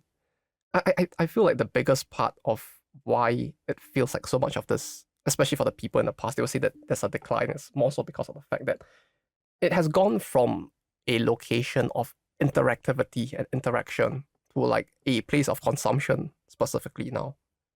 Like even with the videos and the shorts I do, it's like I go there and for the most part all I do is I go dumpster diving or I go to a pop-up store. There isn't really that idea of like I'm gonna go there and queue for my favorite game and I'm gonna like talk to people in the queue about it. I'm gonna go to the flea market and like look at what people have and like, you know, have that nostalgia moment with them over the things that they're selling. Like, you know, the idea of like, oh, here's a Haruhi flash mob, you know, communities gathering together to do a thing. Like all of that doesn't exist to the same level anymore. And like if you look at it from that perspective, I can see it being like a very big decline because people, I mean, there's the fact that COVID happened and people just don't gather in that way anymore as well. But like many of the laws and regulations that came in kind of shifted the type of content that is presented in Akihabara and the way that people can interact there. And that kind of probably led to it as well. Yeah, even when I went, like that wasn't really a thing. Like Akiba was already kind of like that consumer kind of thing. Like there wasn't really any kind of like interaction or even like a space to like interact. Like even if you went to like a pop-up cafe or something, like the people there aren't necessarily Yeah. going to be like talking to you about like what they're selling or whatever. They're just kind of working there. We didn't really have any sort of like interaction, like hobby interaction, until we went to like bars and stuff, like anime themed bars. I went to an Ava one and Fire Bombar, which is a Macross 7, well, Macross themed bar in general. But when we went there, like people then were very like excited and like, oh, you know, it's crazy that you're here, you know, kind of thing. But yeah, there wasn't like that space at all in Akiba at that point even. Yeah, and I feel like a lot of that just shifted perhaps to Doujin events instead. Like people stopped gathering at Akihabara itself, and they just started to gather at their own individual events for their own individual things instead. Because like, you know, some content just starts to get pushed out because either the thing just fell out of popularity, or the restrictions made it harder for them to just like gather on Akihabara in general. Like there's still like a Rosen Maiden Doujin event that's ongoing on its own. Like it just runs on its own like up till 2026. You were talking about Blue Archive before, and it's like I have been attending almost every single Doujin event that has existed for it. Basically that means at this point an average of 2 Doujin events a month. That's how big it is. Oh my god. And wow. Yeah, and it's like people are just gathering wherever, and half the time the location is like somewhere like closer to Yokohama or like south like Kanagawa instead. But yeah, there is that shift. Like people still gather, but the Doujin space just seems to be where I see more people gathering, because like, you know, you can gather, you can make whatever you want, you can all enjoy the thing together in that sense. And like it feels like perhaps that might be part of the shift as well, where Akihabara has as a whole, like it's not like the town is becoming, I mean, it kind of is becoming less otaku in a way, but like it's not like it's dying completely, but like the objective of people going there has shifted a lot. And for people who enjoyed the things that used to exist, it can definitely look a lot like a decline. I mean, to be fair, like especially in the last few years, it does feel like it's been declining, because like the number of fucking like Pokemon Labubu stores has been increasing, and like there's a thing like the tourist trap stores have been increasing in numbers. So like it is a thing to some extent, but yeah. Yeah, when people complain about tourists, they never complain about actual literal tourists. Literal fucking tourists. Yeah. Yeah, it's because they don't go outside, you know. It is interesting thing about it, because like I don't, again, every store we went to, like even the small ones, no one really like would talk to you about anything that you're purchasing or anything like that. But then even at comiket, like we would stop and they would be like, oh, are you in, like, are you interested in this thing, and start like a conversation with you about like what you were looking at. There was a lot stronger sort of fan interaction there. Not that everybody does that, obviously, but I do wonder how much of it, because the otaku space, like, it's kind of like a thing where we kind of recently been kind of criticizing the idea of being an anime fan in the West specifically, where it's just this idea that like everybody should just label themselves in this like weird umbrella term as like an anime fan, when people can be into much. The people who are watching My Hero Academia on Netflix after going to work for a long day or whatever, and that's like the only show they're keeping up with, and they've only seen Pokemon and Dragon Ball before that, versus the guy who's online watching Marco Polo in the modern day. Like, these two people are both anime fans, and if they were to try to talk about anime with each other, they probably would have nothing to talk about. So it's just like, it's a weird umbrella term that just doesn't really work. And I wonder if we're this sort of decline of these sort of spaces is kind of a consequence of, with anime specifically, I should say, as kind of a consequence of that, where you're seeing this sort of bifurcation or like the shift in the industry of anime studios not necessarily doing the same sort of appeals that they did 20, 30 years ago. Where like, again, like they had the moe trend and the moe boom, and then the people who were kind of consuming anime for that aspect, or looked to anime for more of that, a lot of them kind of shifted to gacha or VTubers. Obviously, I'm not to say that they don't watch the occasional Kirara or something that comes out, but with anime trend kind of shifting from that to isekai or something, you're kind of seeing the bifurcation, because like people can be a fan of anime, but that doesn't necessarily mean they're a fan of all anime or whatever. Like if you're an anime fan, quote unquote, and you were just into Kanira Mosaic and Is the Order of Rabbit or something back in 2013, 2014, you were not, you might not be into whatever isekai's airing, whatever isekai's airing last season or whatever, right?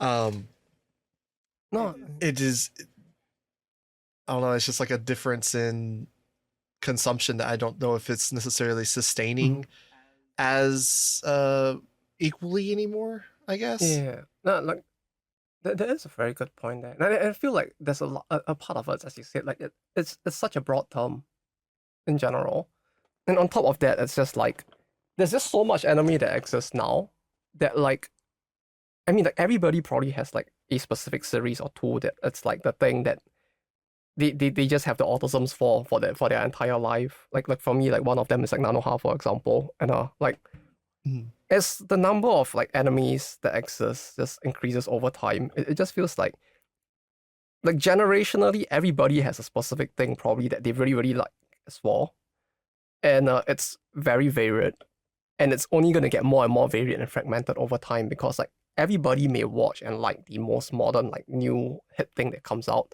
but not everybody's gonna buy merch for it in the same way, right? What's a good one? Like Jujutsu Kaisen, for example, right? Like not everybody's gonna buy merch for that in the same way.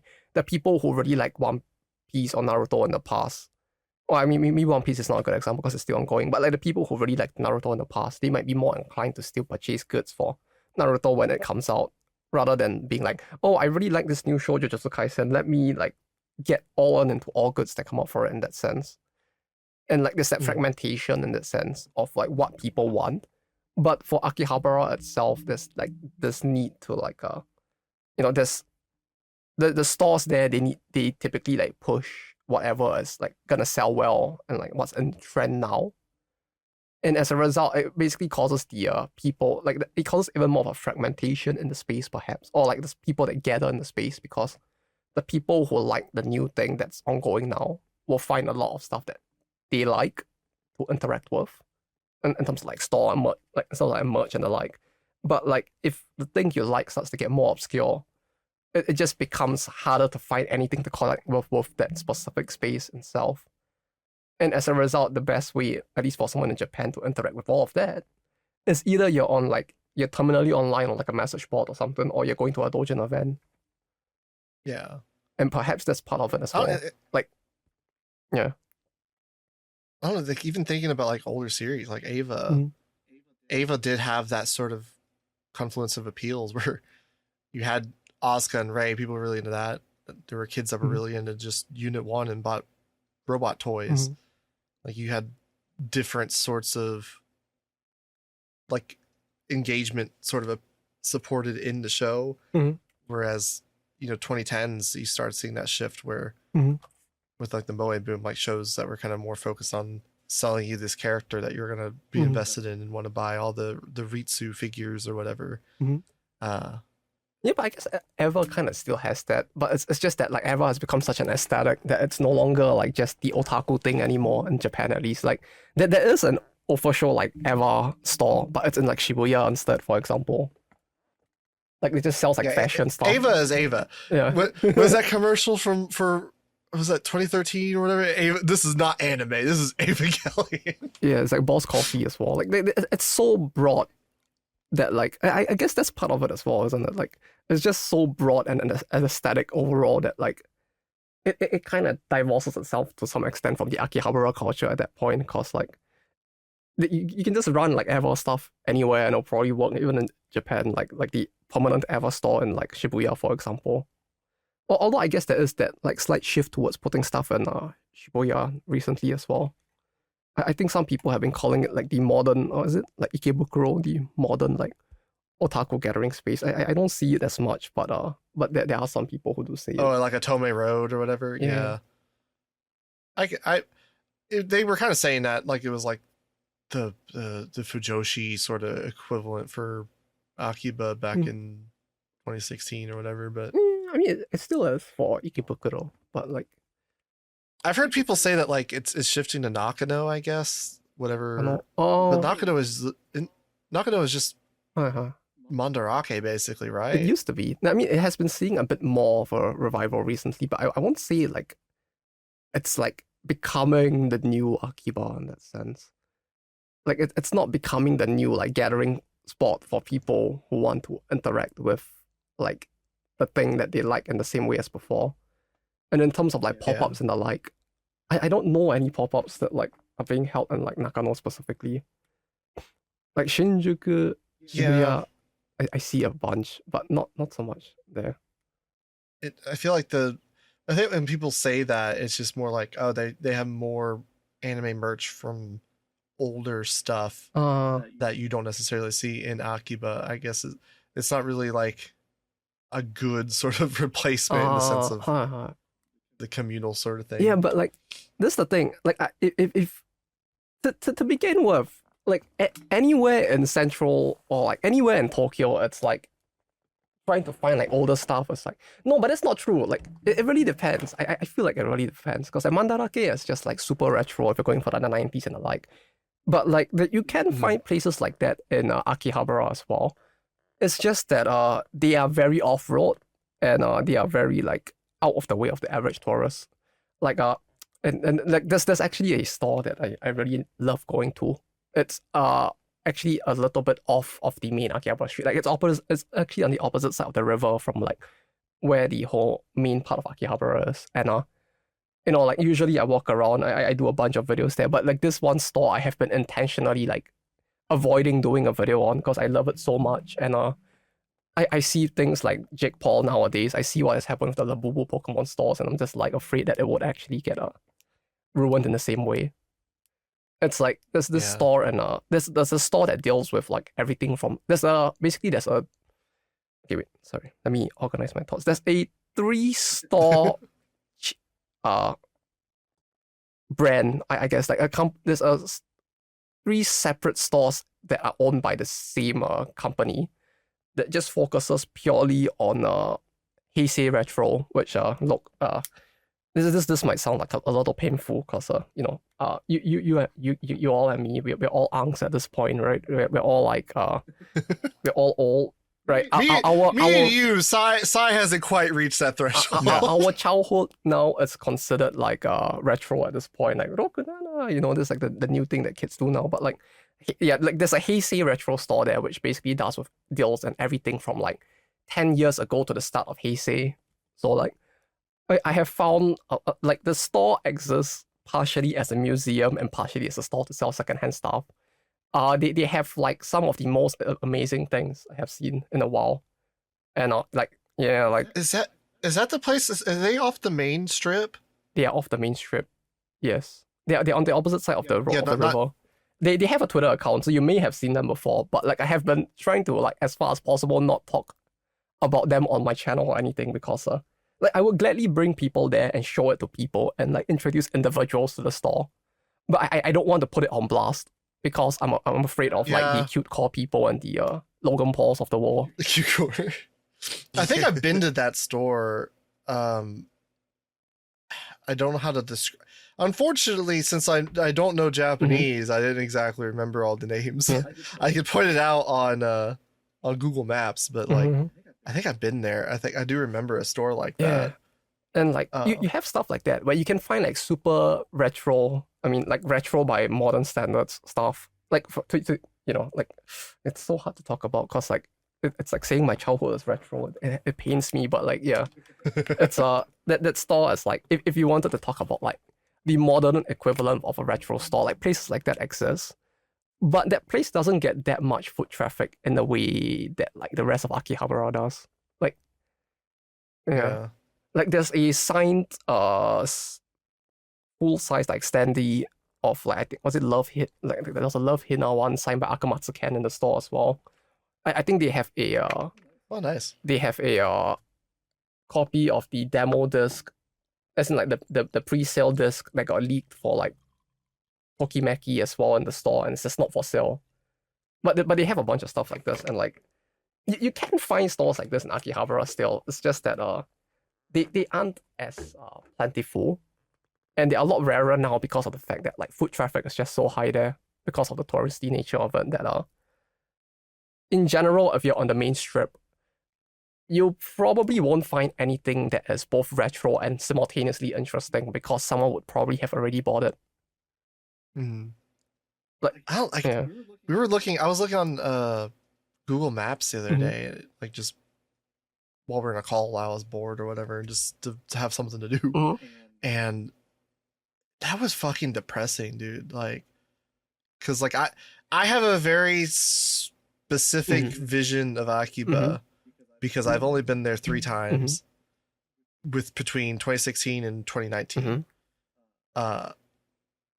And so looking on Google Maps, even I think they stopped even updating it in 2022, 2023.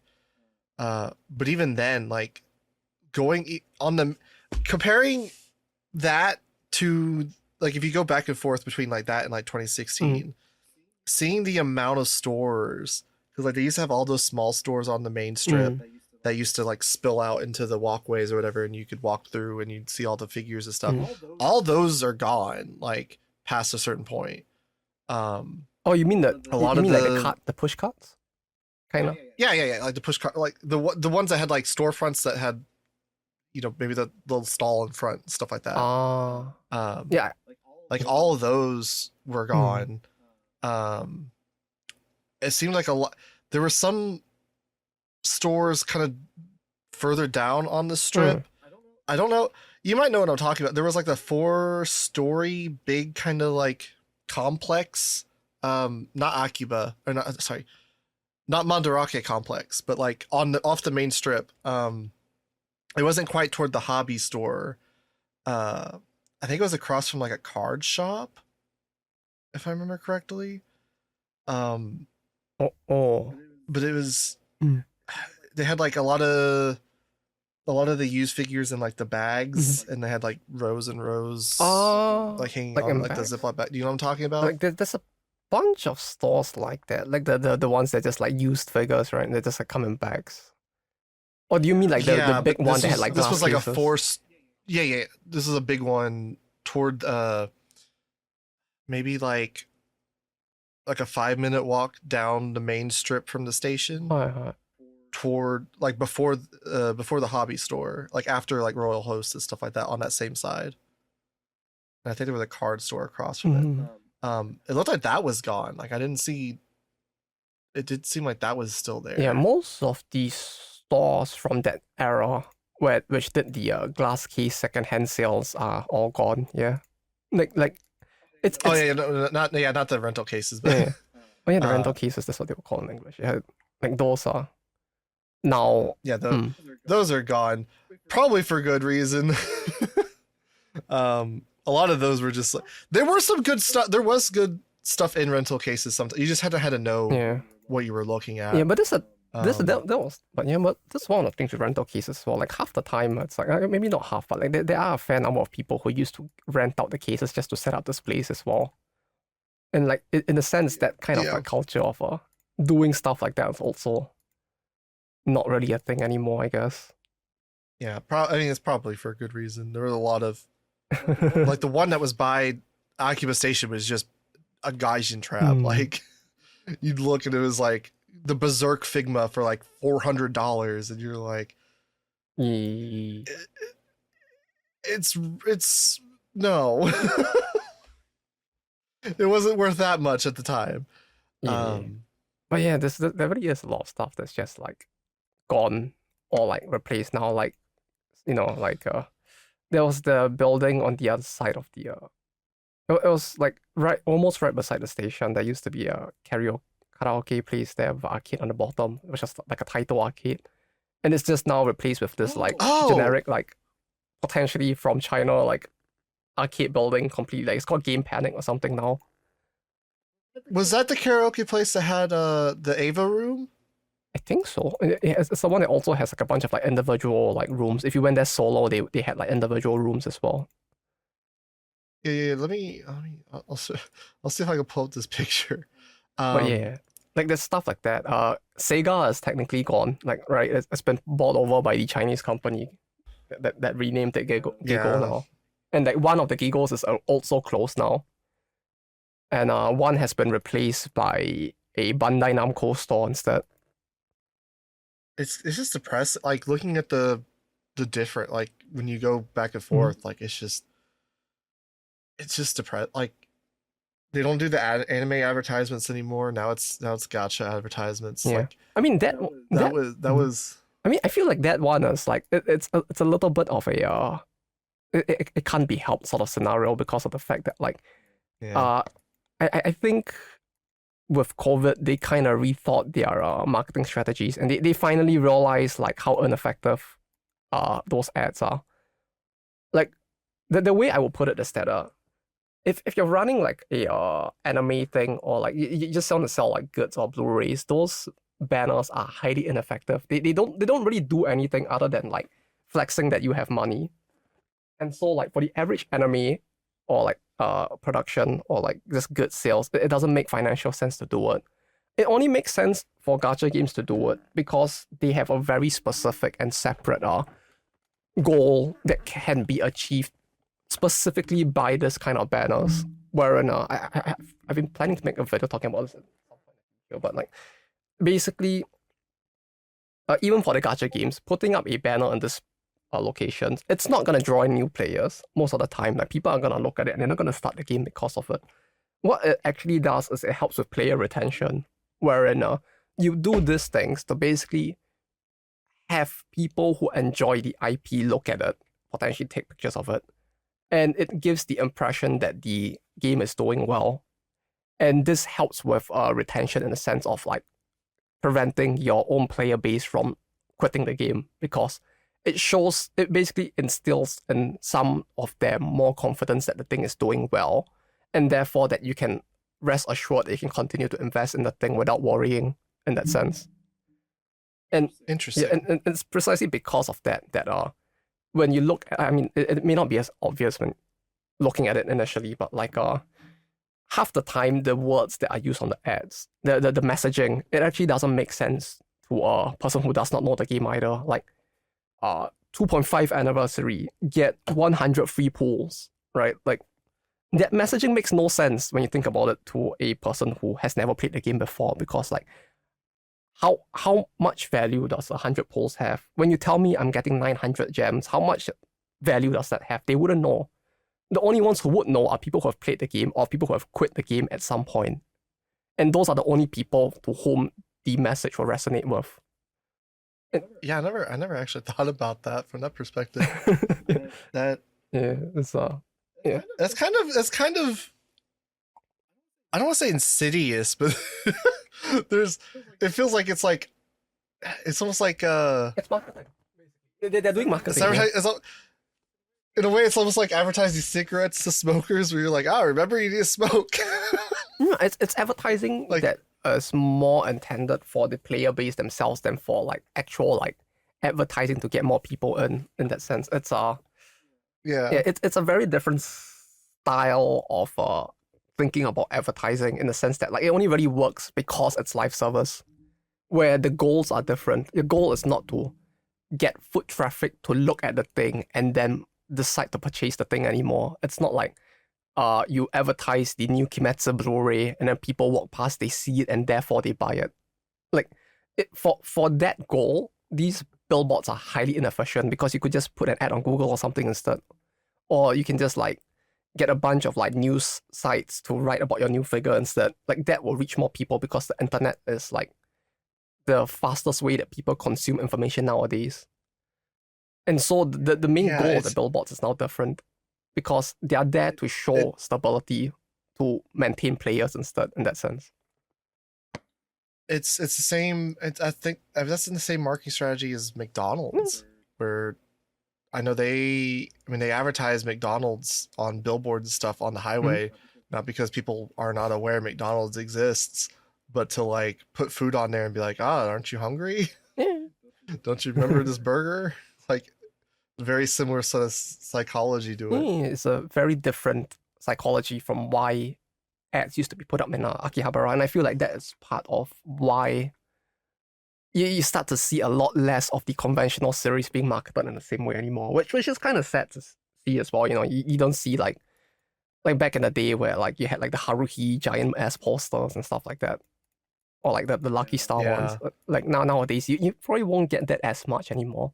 Like if you're lucky, you might see one for like Sword Art or like some other big series like Kimetsu, but like it's typically like something that big that will get it rather than the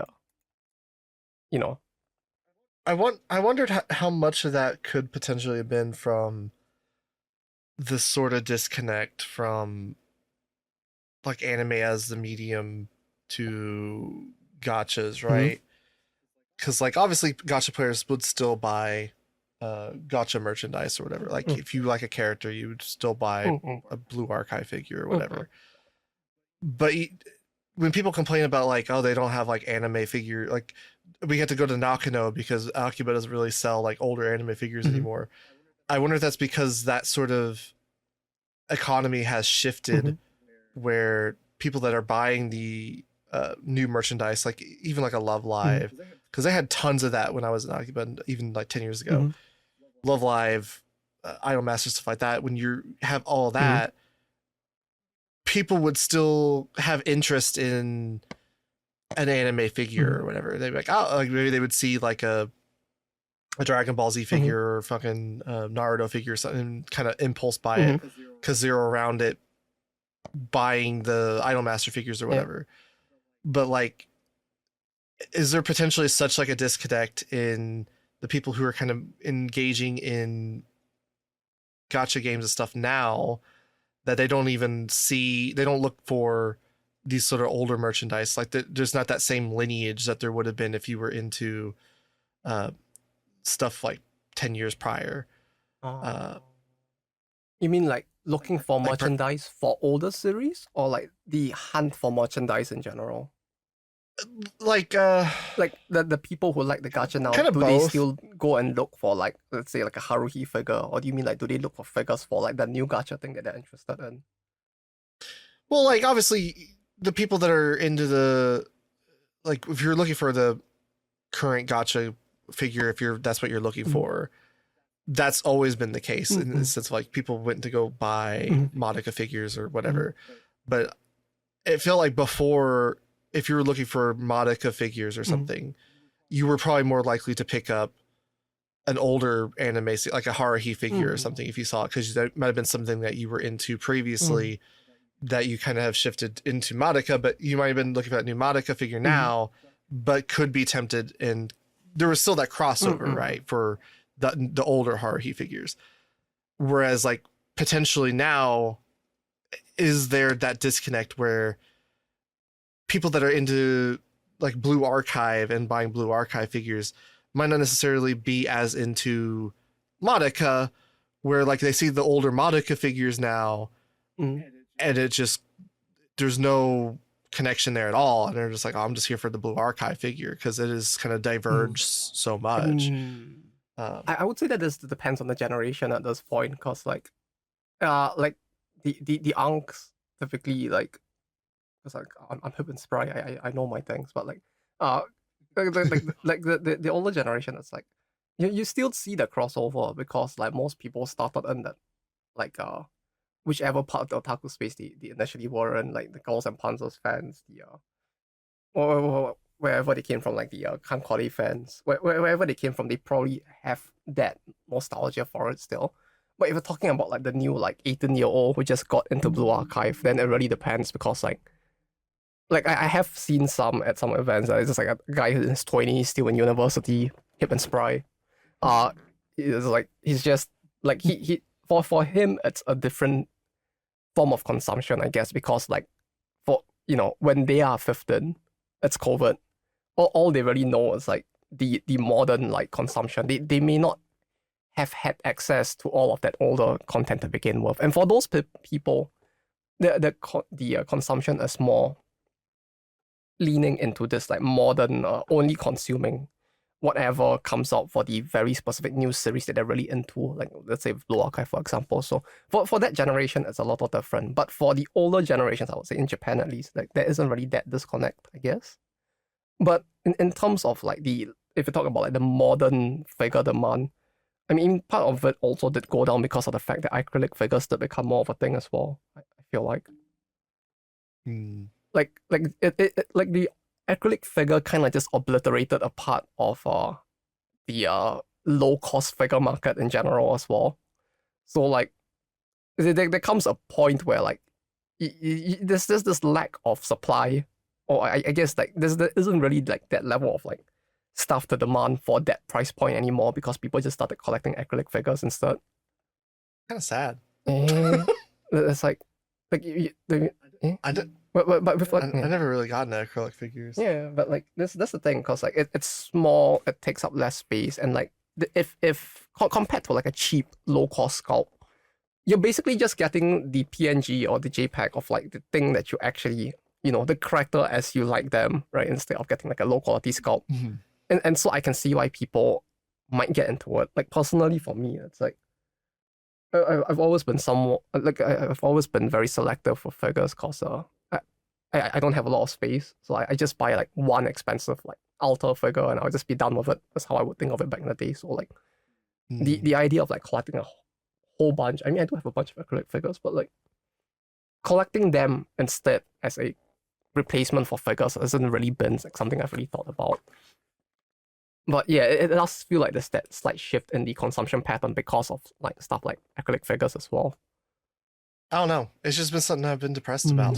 Yeah, I mean, I have some acrylic figures. Yeah, it really depends on the series, because like even with like modern series, like I do have a whole lot of like Mahoako stuff around as well, and it's like that series gets a lot of merch. Like it's like a pop-up store happening like every 2 to 3 months.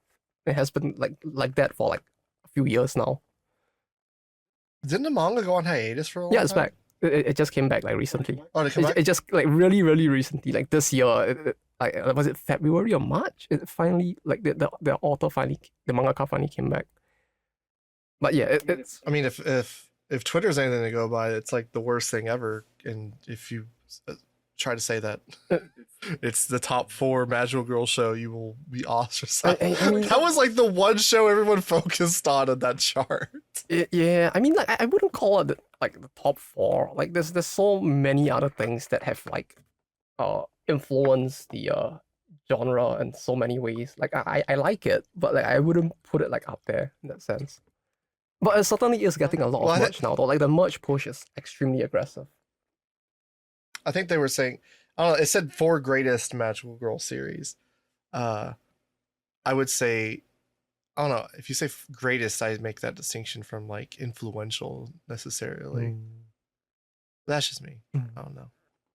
No, like for me, it's like when I think of like greatest, like it being the greatest probably means that it probably influenced something or the genre to some extent, right? Like that, I see the two as like being like kind of interrelated in that sense, right? Like it's like you started to see like when Madoka came out, and after that, for some reason, you just had a bunch of like edgy like death battle like magical girl enemies that just came after it, like Mahou Shoujo Side, Mahou Iku, and stuff like that, right? Like, yeah, it's a series that influenced a whole bunch of things that came after it, kind of like how Cardcaptor did to some extent as well. It's like stuff like this, right?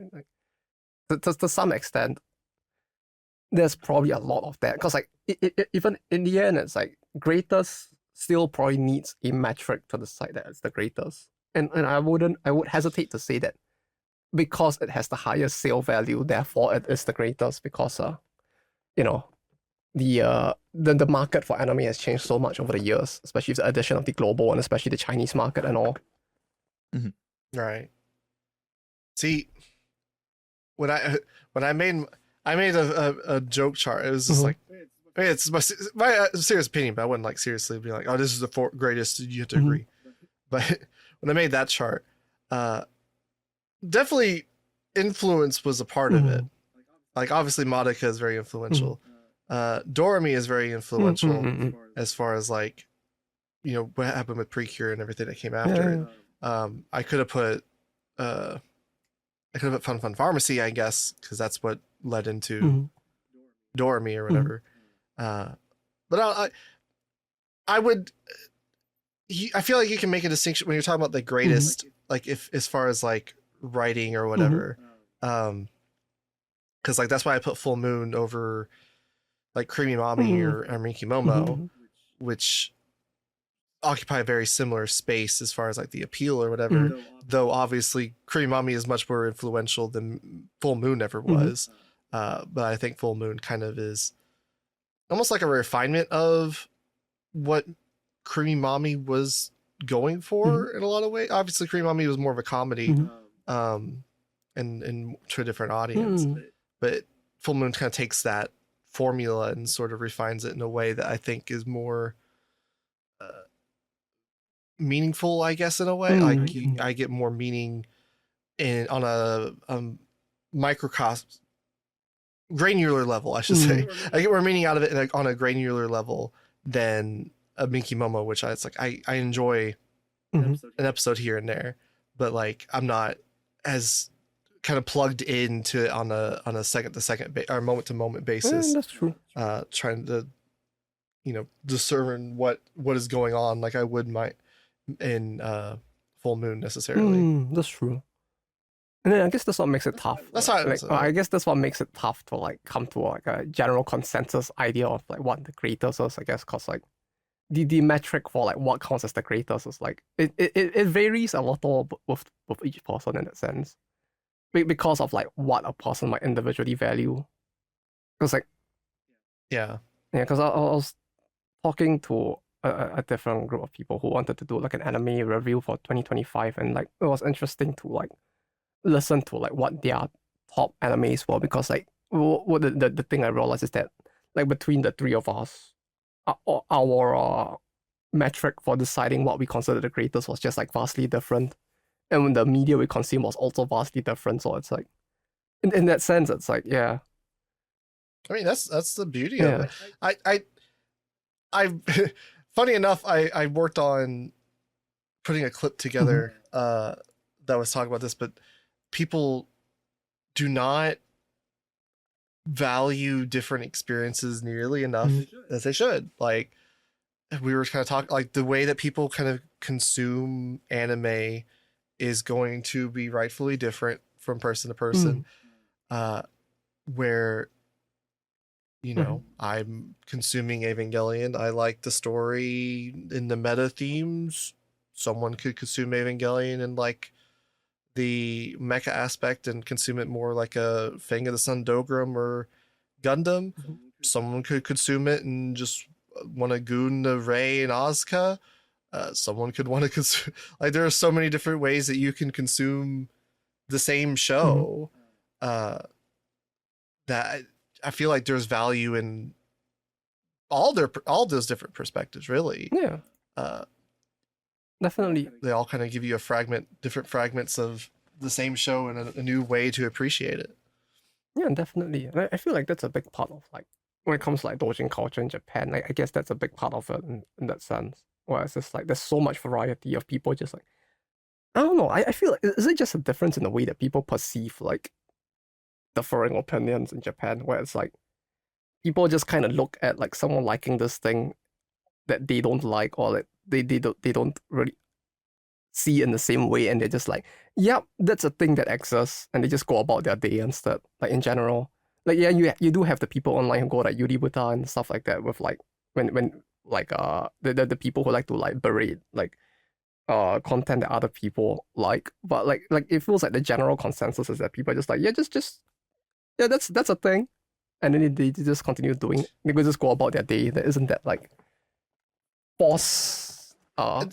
There's definitely more of a prestige watching culture in the West, where it's kind of like you almost need to have this need of validation of that the thing you were watching is the best because you have sunk the time into it and you can't have wasted your time, if that makes sense. That YouTube's fault. I strongly believe that a large part of that is like the fault of like social media, but I feel like an old man screaming at clouds every time I say that. I don't want to say it's social media's. I think it stems before that, because it definitely stems from like review culture in the West, like a Roger Ebert and all that. Like when you had before social media, you had people that were very into like the Oscars and Academy Awards and like prestige watching in that way. And you kind of see this kind of crop up with like The Sopranos. I can definitely see that it got exasperated and kind of more proliferated general discourse with social media, because like that's why you get like Game of Thrones and Breaking Bad sort of discourse, and then obviously with like anime sort of proliferating into the mainstream. Now you're getting that with like what Psy was saying earlier, like IMDb score, episode reviews, stuff like that. It's definitely gotten. I don't think it's a consequence of social media, but it's definitely spread and into the anime culture because of the consequence of like so many people being on social media, kind of engaging in that, and others. That's how that's how a lot of people have engaged in the TV and movies and even music more recently, like as far as like Mew culture or whatever. Yeah, but this is the thing I was thinking about, because it does feel like with the way that like social media algorithms in general tend to like because of the type of content that it tends to encourage, it tends to encourage a lot more usage of stronger words and stronger wording. Like everything needs to be the best. Like this is why this like you have to like there is that like kind of wording to like make everything sound like this is why this is the best, this is why this thing is a masterpiece, and a lot of that more so than in the past. Where not there has been a collapse of like nuance with no one wants to engage with a discussion where it's like Monica is an interesting show.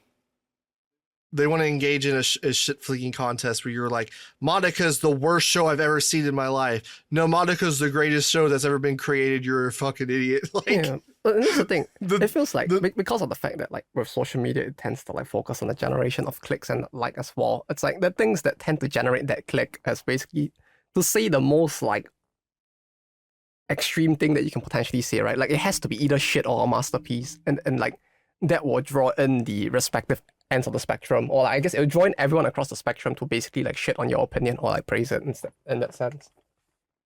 More so than before. We've definitely like experienced that where like most of the time we're just posting normally. No one like we won't get a lot of traction on like a post where we're just like pointing out like, oh, this is an interesting thing that they're doing in Luluto Lily or Kamiya Botan or something. And then Psy will like shitpost about something, and then like people that we don't see like 90% of our posts will like pop up back up in our comments and be like, you always post the same thing, and it's like, no, the last time we did this was like 4 months ago. Where have you been? Like I've literally just been posting about Pawn Stars anime merch. They have a titty mouse pad for a Pawn Stars anime girl. OC, I don't understand. I'm still horrified by the fact that this exists. But I mean, that only just like exasperates the fact that like, yeah, social media is only pushing what is good for the algorithm, and what's good for the algorithm is like rage bait essentially. Yeah, it feels like like to me it feels like that kind of raised a generation that basically just became more like, because of the fact that they lived around just nothing but this, and this is why I feel like an old man screaming at clouds again. It's like because they're raised on this, like this is what they know, right? And like it ends up being the case that like they just tend to swing in that direction as well in that sense. Sorry, but while we're talking about this, I just refreshed our Twitter notifications, and someone is still quoting that fucking left-wing, right-wing anime meme that I made over a year ago. And they're just like, and this idiot is coping with, this is just bait, guys. I'm being silly. What the fuck? That is a year and a half old. What the fuck is this? This is like a nobody. So funny. People are just okay.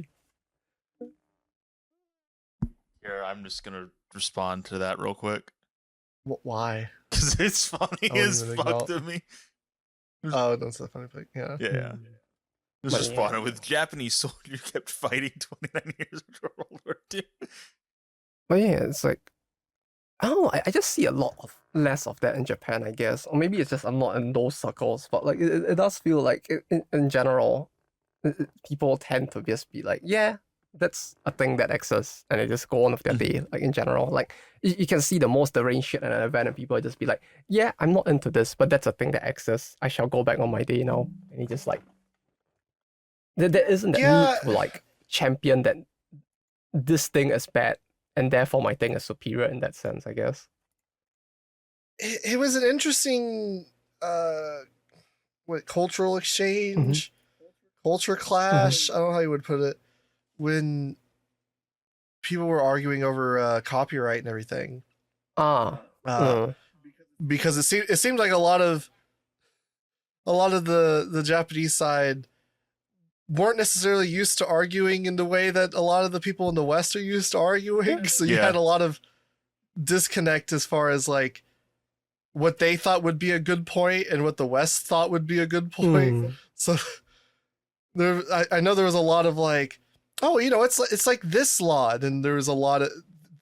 It's like they were not the people on the Western side were not. When you pirate something, you are literally committing rape. Okay, it's like, wait, what? Well, it's like rape. No, one of them I saw was like, you know, piracy is like rape because like if you saw someone else getting away with rape, you would feel bad. It's like, wait, what? I don't. No, what? That is a terrible point. What are you doing? Like, I don't. Are you saying you want to rape people if someone else is getting away? I don't. What is the equivalent? And then they're like, oh well, you know, you can just. It was a very like interesting cultural exchange to say the least. And it went on for like a week. People were going on about it like a week later. I feel like. Yeah, this it's just a very different way that people perceive a lot of this content, I guess. Like it's part of the reason why like I've had so many people like ask me about like stop killing games as well. Like, do you think Japan will ever do something like that? And it's just like, all I can really say is it's like I don't think the culture here is ever gonna result in something like that happening, because like it's just like so different the way that people perceive like mobile games like ending servers, where it's just like in the West there's just like such a big push for like preservation and like, no, we need to make sure that the companies don't fuck us over and just like leave us with nothing in the end. But then people here just kind of like, yeah, that was a fun ride. I'm gonna carry on with my life now. And it's just like, I don't even know how to begin to describe it, because it's just like such a difference in like just the way things are perceived in general.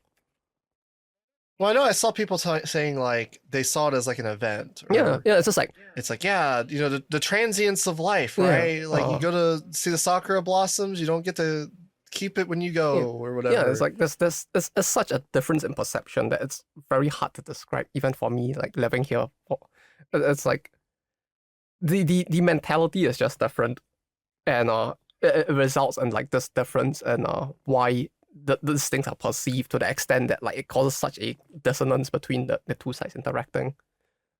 Because I think like part of why like conversation you mentioned before about the copyright extended was also because I think I saw like a Portuguese like there's this like Portuguese group that like announced that they like preserved a game, and then like it flared up like the Japanese community again, because they're like, why are you like making a private version of the game? You know, it's like very illegal, and I just like come up again.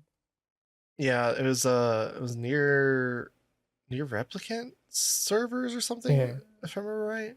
Yeah, and it's like and that's like such a weird part of it, but like yeah.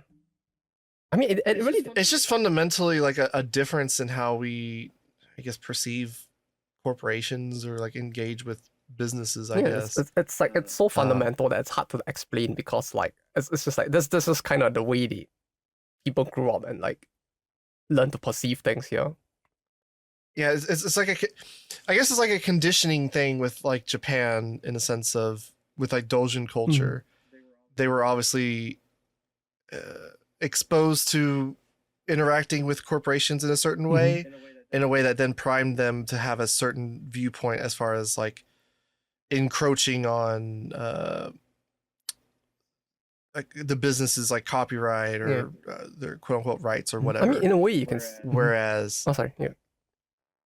I was like in whereas like the Western's perspective is very much against like is viewed as more of like exploitative first and foremost, where you know they're more worried about a company kind of bending them over and taking advantage of them as a consumer first over their right, like the company's rights necessarily, because there hasn't been like that like kind of Doujin culture where the West has kind of had to navigate as much with like fan works versus copyright. Like there's never been like an exchange where it's like, oh, I wrote an Avengers fan comic or something and they got taken to court by Disney or something. Yeah. There's not really been like that level of fan interaction like there has with anime in Japan. Yeah. Oh, speaking of which, I think there was actually a case where Disney actually did like intervene with like Doujin culture. So I think you actually can't make like a R-rated Doujin Disney content in Japan actually, even till today. Like that is actually a thing that exists. That makes sense. Which, well, yeah, but like as a result, I guess like there's the difference perhaps from like the specific way that people have interacted with corporations, right? Where the courts have in the past sided with corporations. So like there is the general perception that they are in the right, but they are allowing the thing. So they are looked at as like in a more positive light than in the West, perhaps. Right? Because like it's not a case of like it sounds fucked up even then, but like it's just that difference that results from the events and incidents surrounding it overall, right? Where if in the West, like a case like this happened, and then like let's say the American courts, they actually sided with Disney instead, like 30 years ago, and this like changed the way that people interacted with like making fan content on the internet, then like how different would people perceive all of that today if like, you know, they were then told by Disney, or I guess like other companies were like, okay, so we're not gonna do the Disney thing. We're gonna let you do the thing. Like how differently would people have like viewed it overall if like incidents like that had happened back in the past, and like perhaps like, you know, the history of all of this happening might be why there's like such a difference in perception, perhaps. Or it could also just be due to the fact that like with this Doujin event, sometimes like corporations do go down and like actively support them as well. I feel like because like it's a weird thing. I feel like it's just like a fundamental difference in cooperation. Yeah, because I feel like there has definitely been encroachment in that way in the West, but I feel like a lot of times it's very adversarial, where it's like you're protesting Disney or whatever, so you draw Mickey Mouse like taking a shit on the Constitution or something, and then it very much it goes into freedom of speech as a political demonstration more so than like a copyright infringement kind of thing. Yeah, but that would be an interesting thing, right? Because like if someone, let's say, drew that, and then Disney sued that person, and the courts had sided with Disney at that point, how different would things be now? It's exactly what I mean, right? Because that's effectively what we have persisting in Japan with the whole like Tokimeki and the Pokemon thing, right? Where it's like the company said, I don't like that you drew the thing, I will take you to court, and the court sided with them. And then now this has been like precedent that no one wants to like touch in that sense. And so like from there, when other companies relax the whole instead, they look like the good guy. And I wonder like if in the, like let's say America, fundamentally like all those years ago, this restriction had been in place as well, would it have then resulted in like a similar perception, I guess? Because like at that point, the very concept of what freedom of speech would mean would be very different, right? Because the courts would have basically said that, like, yeah, you have your freedom of speech, but when Disney sues you, you know, that's precedent. I don't know. Like, Yeah. that's the I feel. fundamental difference that I am seeing now, I guess. I mean, I want to say I don't think it would be much. I think there would be a different precedent set. I don't think it would necessarily change what people would interact, because I think it is a very fundamental thing Yeah, definitely. in how we kind of perceive expression. But I also don't live in a reality where that is a thing. So maybe that perception would have shifted if that was something that fundamentally changed from such an earlier point kind of thing. So it's like I don't know how to square the circle. It's like it's such a difference, I guess. But like there's also the fact that like even with Doujin culture, like you have like Pokemon, you have like Tokimeki, the Konami issue on one hand. But then on the other hand, you have like events like Comitia, like even with Comic City, the event I went to recently, where like you just see like Shonen Jumpers there, right? Like the publication companies for the mangas are just there to like review people's works, to scout people and stuff like this. Like there are so many, and I guess it's just not just them, but like even with the animation scene as well, like some of the big companies that exist, people came out of the scene as well, and it's like there's this weird like mixing or blurring of the lines between like the corporations and the creator, or the individual creators in that sense. And it's just like I guess there's all of that perhaps is also part of why like the perception is different in terms of like they aren't viewed as negatively in that sense. Maybe? I don't know. Like with like, was it Clamp, for example? Oh, you mean like, are you talking about with the...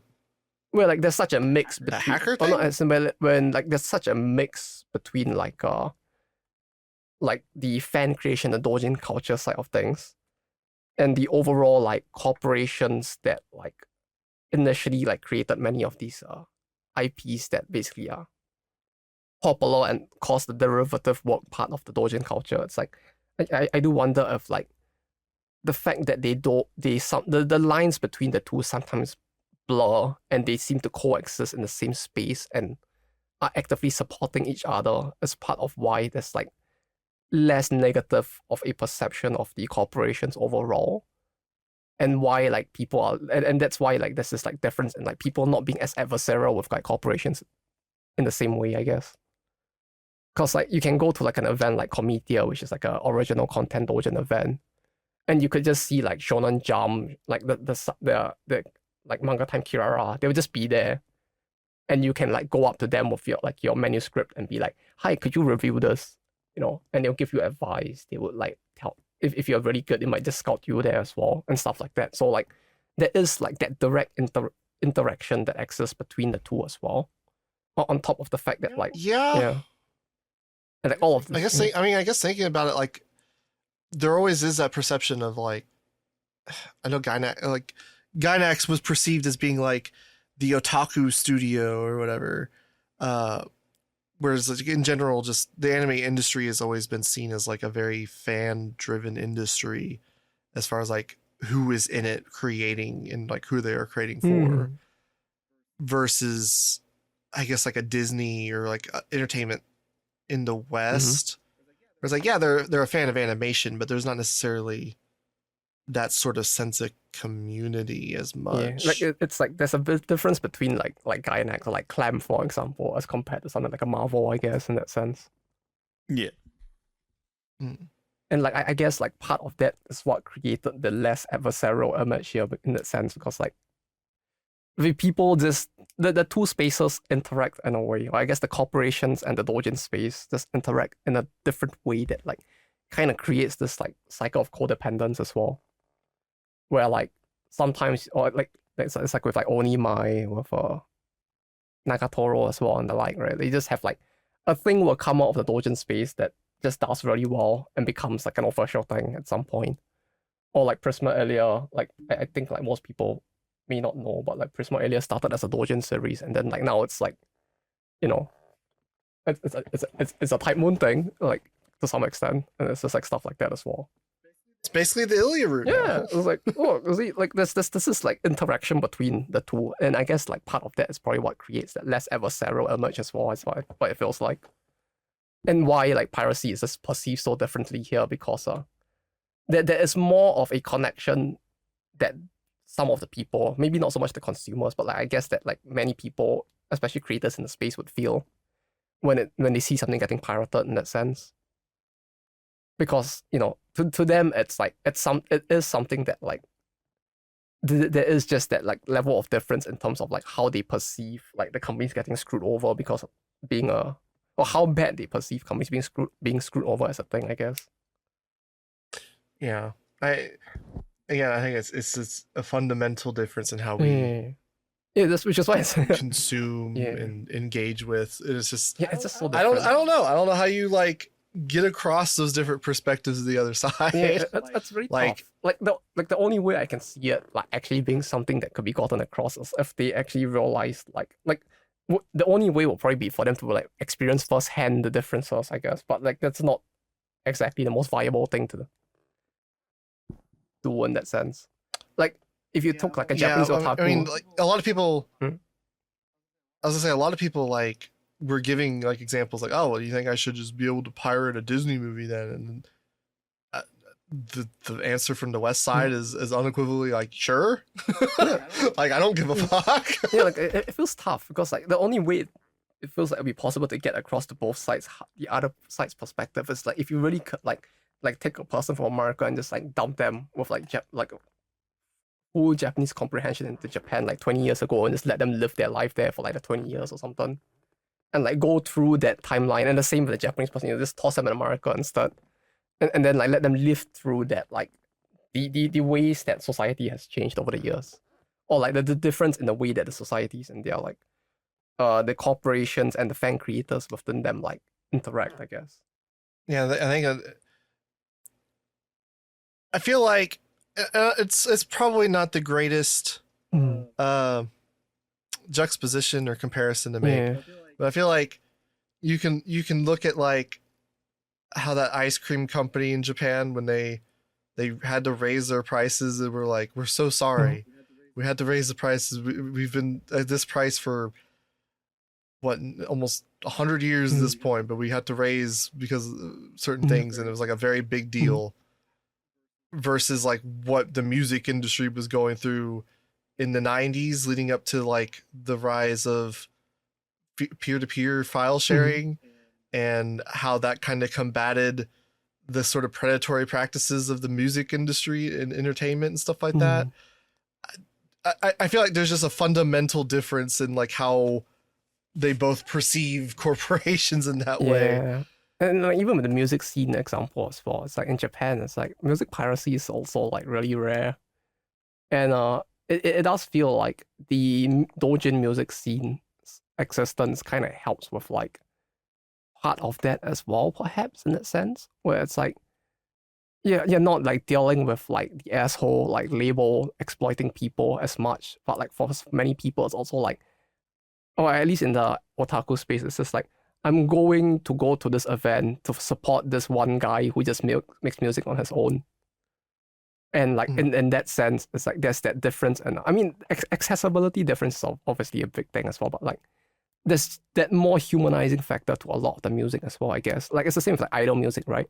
Like I could pirate the idol music, but then I'm not supporting my Oshi, you know, and the same thing.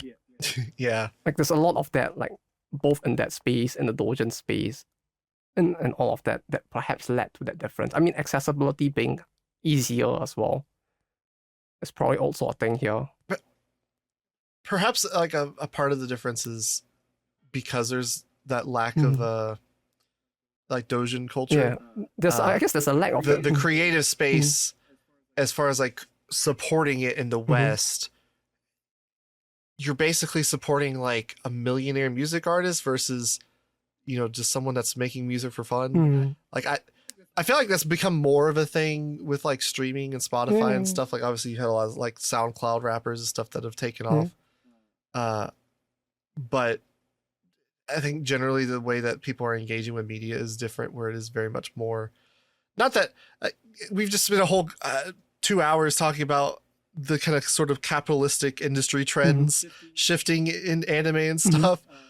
So it is very much a industry as much as it is like a fandom. But I feel like the anime industry is so much smaller than the entertainment industry in the West, as far as like Hollywood, and it's kind of global reach, where trying to make comparisons is like, oh, wouldn't you feel bad if Harvey Weinstein didn't make his 508th billionth dollar in the last 5 years? And it's like, no. Like, it is a very different climate as far as that goes in supporting industries. Yeah, I feel like the closer comparison will be like back when like Assassin's Creed first released, like the first game, and then you told someone in that era that like, hey, if you pirate this game and like people keep pirating this game, the studio is gonna close down, right? I feel like in that era, when the company is still fairly well liked, people might actually like look at that specific scenario and be like, yeah, I kind of get it, because like, Yeah. I feel like with otaku culture especially, like anime back in the day, it's like there is also the fact that like a large part of that was very hated by like mainstream media, and just like the mainstream perception was so negative that like it kind of became even more communal in that sense, where like the idea of like, we need to protect this thing that we like so that it doesn't like actually get like clamped down on. We need to support it so that it doesn't have to like bend to the heavy pushes by the government and the PTAs around the country to like restrict this thing that we like that may have just created a very different like bond in the way that, or I guess a different way that people perceive specifically these companies in that sense. I always wondered if part of the difference is where like maybe the perspective is different in Japan, is that there's more access to this stuff. Yeah, definitely. Like where like, in the West, for like what you were saying, like you don't want this thing that you like to go under or whatever, you want to succeed. You don't necessarily know if you like it yet in the West before you're having to spend money. Like it's kind of like this difference in like, if you want to try out Jujutsu Kaisen in the West, maybe Jujutsu Kaisen is not the greatest example because it's popular enough.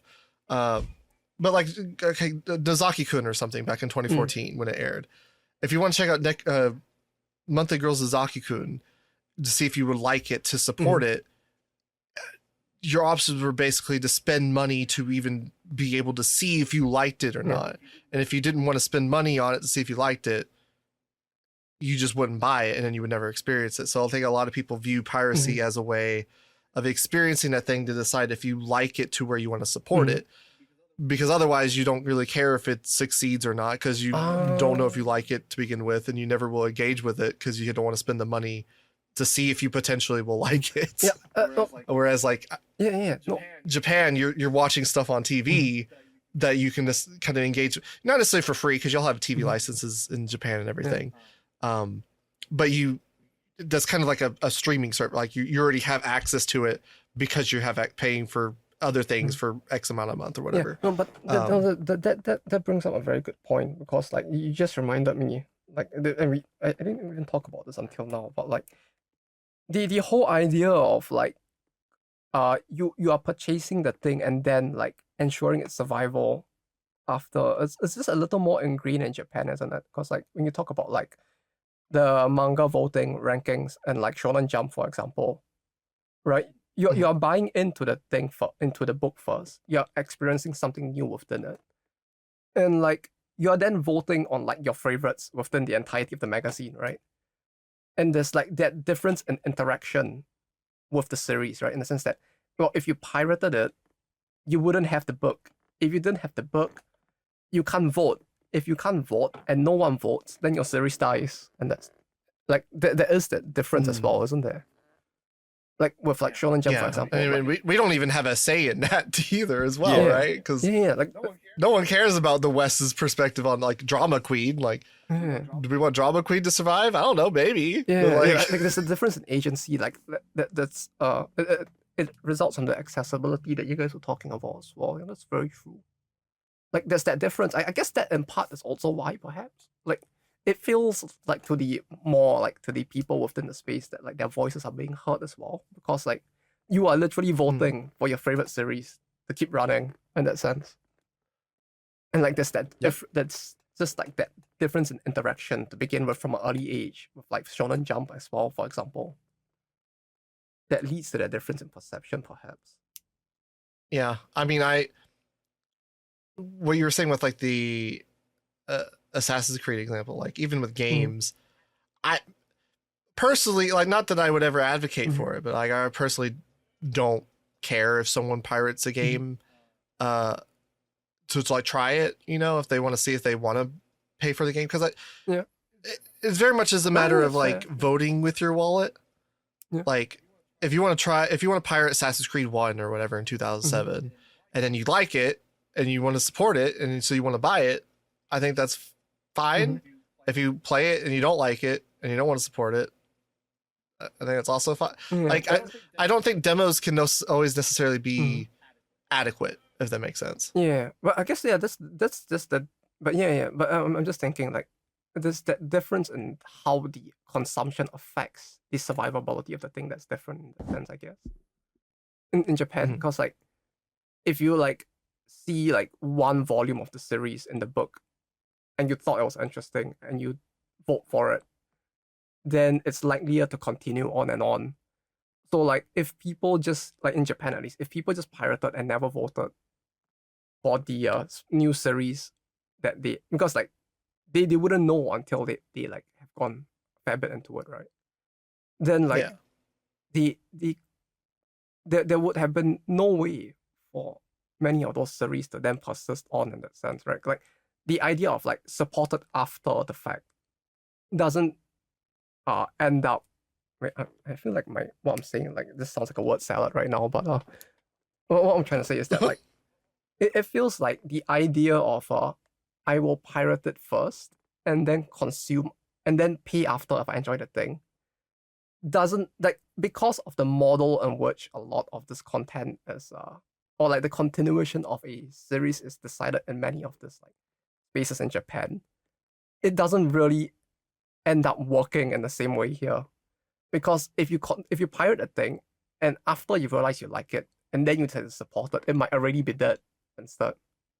Right? Because like if you see the series and you don't know if you like it and you decide to wait 5 volumes or like 5 chapters before deciding to vote for it, by the 5th chapter they may have already decided, okay, we're going to cut the series and put something else new in that sense, with especially with the manga space. And then like, you know, animes that get adapted from it have that same issue as well.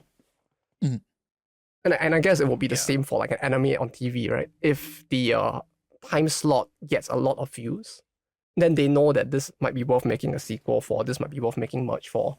But if it gets pirated and the number can't be tracked, then the thing may have never gotten there in the first place. In that sense, like because of how fast-paced a lot of it was. Yeah, that doesn't really exist in the West. No, I'm just wondering. A lot of people that are the most like the people that support the industry the most, I would say, in the sense of like per dollar capita per person kind of thing, are not necessarily the ones that are consuming legally most of the time. And like the ones that are paying for a Crunchyroll subscription. There was a big thing I remember back like 10, 15 years ago where people would be like, oh, you have to watch Crunchyroll because it's ethical. You're watching it legally. And it's like, my Crunchyroll subscription is what, $8 at the time. If I buy how much of that money in that $8 Crunchyroll subscription is going to this show that I like, right? Like even at the time they're like, oh well, a portion of it we actually distribute it to the shows that you watch based on your viewing history or whatever. It's like, okay, great. So if I watch like 10 shows and I only liked 2 of them and I want to support 2 of them, the $8 is being equally distributed amongst the 10 shows I watched. Whereas if I like those shows, I can just take the, what is that, $80, $90 a month or whatever I was spending on my Crunchyroll subscription and buy like 2 figures of that show that I really like. And then I'm directly supporting the show. And instead of the anime industry getting like $3 of my $90 subscription, they're getting $90 from me buying merchandise. Yeah, but I guess that's the big difference in the way that the not monetizing. Yeah, I guess the business model itself works, wherein like in Japan, the direct consumption itself ends up like directly affecting the survivability of the IP in that sense. Whereas like with the overseas consumption, it ends up being the case that like the thing already exists, and so the best way to support the thing that is already surviving even more is to just purchase the merch instead, because there's so little trickle back from like directly from the there's so little like trickle back from like directly watching the thing from an official source in that sense. Like reading the manga from Shonen Jump and then voting on the series affects the series survival. But with like Crunchyroll, for example, like 20 cents of like $8 going back to a series that already has 2 seasons, or like that has already like passed the survival mark in Japan, is probably gonna do a lot less for the IP itself overall than just buying the figure instead. Yeah. And like again, you don't even know if you want to support the thing, because like in Japan, you have the manga magazine. It gets this pilot run or whatever in the volume weekly release or whatever. But you also are reading like 5 other things in that same magazine. Like you're not necessarily just reading that one thing. You're not spending the $5 or 500 yen or whatever for just the opportunity to read the first chapter of this thing that you've never consumed before. Same with like television. Like you're paying for the TV license or whatever. You're watching it as your stream numbers or broadcast numbers or whatever, the ratings or whatever are contributing to its success, but you are not necessarily paying directly to be able to see the thing if you like it or not. Like if you don't like it, you can just watch something else. You're not stuck with this product that you didn't like. In the West, that's a more recent thing with streaming, that you are paying $8 for anime or whatever, and you can consume whatever anime at that time. But outside of that, it was like you had to buy the Blu-ray for $40 or buy the first volume of the manga for $10 or something. And you're like, I don't even know if I like this thing yet, and I'm going to have to invest X amount of money to even be able to consume it to know if I like it, versus that sort of accessibility of paying $5 and getting a chapter of One Piece, a chapter of other things, and getting an experience. Yeah, it's the difference in accessibility in that sense, right? I guess like the accessibility, not just in terms of like being able to like even read the thing, but in terms of like how much you have to like pay to access it in that sense as well. Yeah, definitely feels like a lot of it stems from like, well, I guess the difference that like people in Japan have with the piracy just stems from this like very big difference in the accessibility and the involvement. I feel like as a result, like it goes back to involvement with the corporations, I guess. It ties back to bring it full circle. It goes back to what I was saying as far as the disconnect in experiences where, of course, it makes sense that, you know, they're playing gachas on the train or reading more in the manga because they're able to read it in small doses on the train. Or of course, it makes sense that the West is pirating when they have to spend $40 to watch a 13-episode series and decide if they even like the thing or not. Like, there's experiences that make sense intuitively when you have the full picture, but just kind of like engaging with it in passing or like trying to understand from your limited experience does not necessarily reflect the reality of the situation. Yeah, there's definitely that very big what do you call it, gap there that exists as a result for sure. But as for anime to gacha games, like it's tough. Like it just feels like there's so much of it that's like issues with like how I guess like anime as a medium has been creating new content as well, I guess. The media mix and stuff. As in like there's the media mix where it's like with Uma Musume, it was a weird one where it was supposed to be like the game and the anime were supposed to release concurrently, but the game got stuck in death hell, so the anime came out first, and like it's just a weird thing like that as well.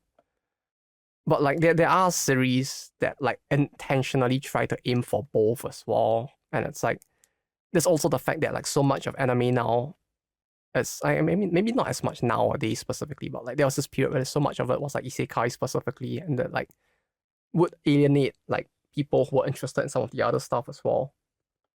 And like, you know, they just like got into different things in different ways as a result. And so that became this like slight disconnect between like the people, like anime as a whole, and like the idea of gacha games as well, I guess. Yeah, I feel like in a lot of ways the isekai trend is the extension of the sort of like anime meta consumption that you started getting more of with Evangelion. Because obviously Evangelion was kind of like a response to industry trends in the 80s with mecha, and kind of playing with expectations and like the tropes or whatever that came out as far as a result of the genre of mecha. Isekai is an extension of that, in that it's his own kind of lineage and like building on these sort of its own sort of like building blocks of like language it has going on through Sosetsu Naru and all that. But obviously in a different way, like more closer to like the mecha trend in the industry in the 80s than Ava specifically, though obviously you get like the subversions or whatever. Yeah, it feels very much like a extension of that sort of mode of consumption that you start getting with Ava, the database consumption.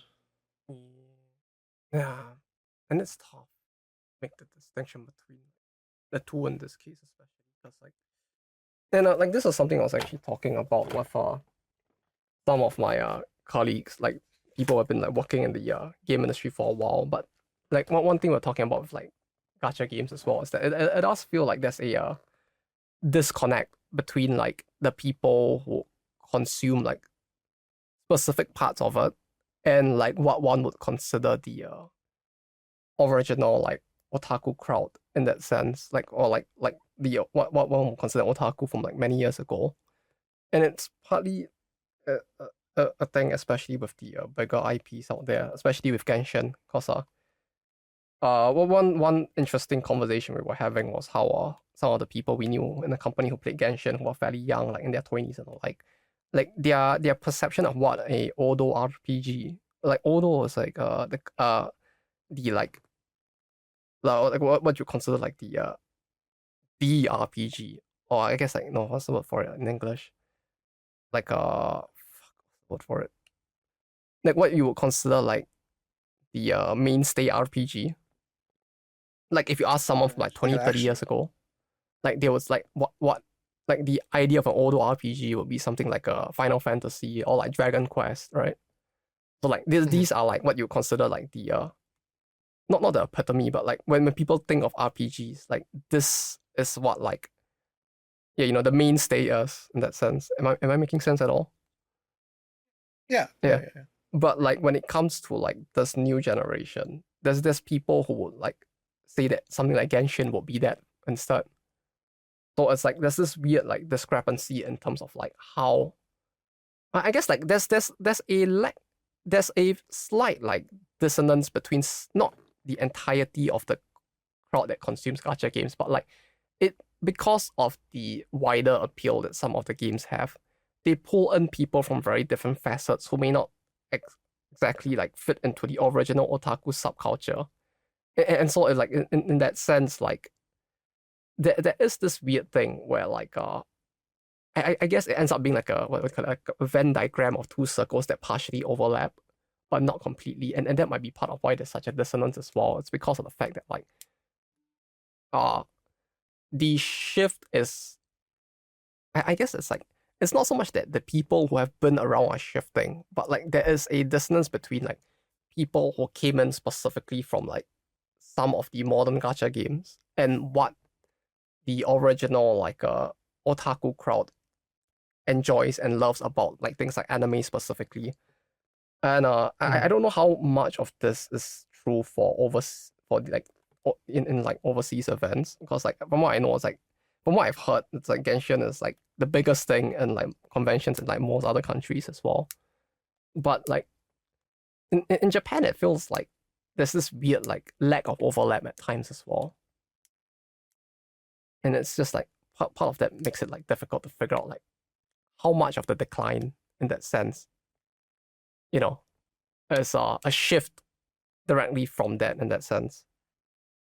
Maybe it's part of the, because you see that in the West too, in the sense of like kids growing up with streaming and like YouTube and stuff, like got put into algorithms and did not really engage with the same sort of content that people before YouTube and all the algorithms stuff like that engage with.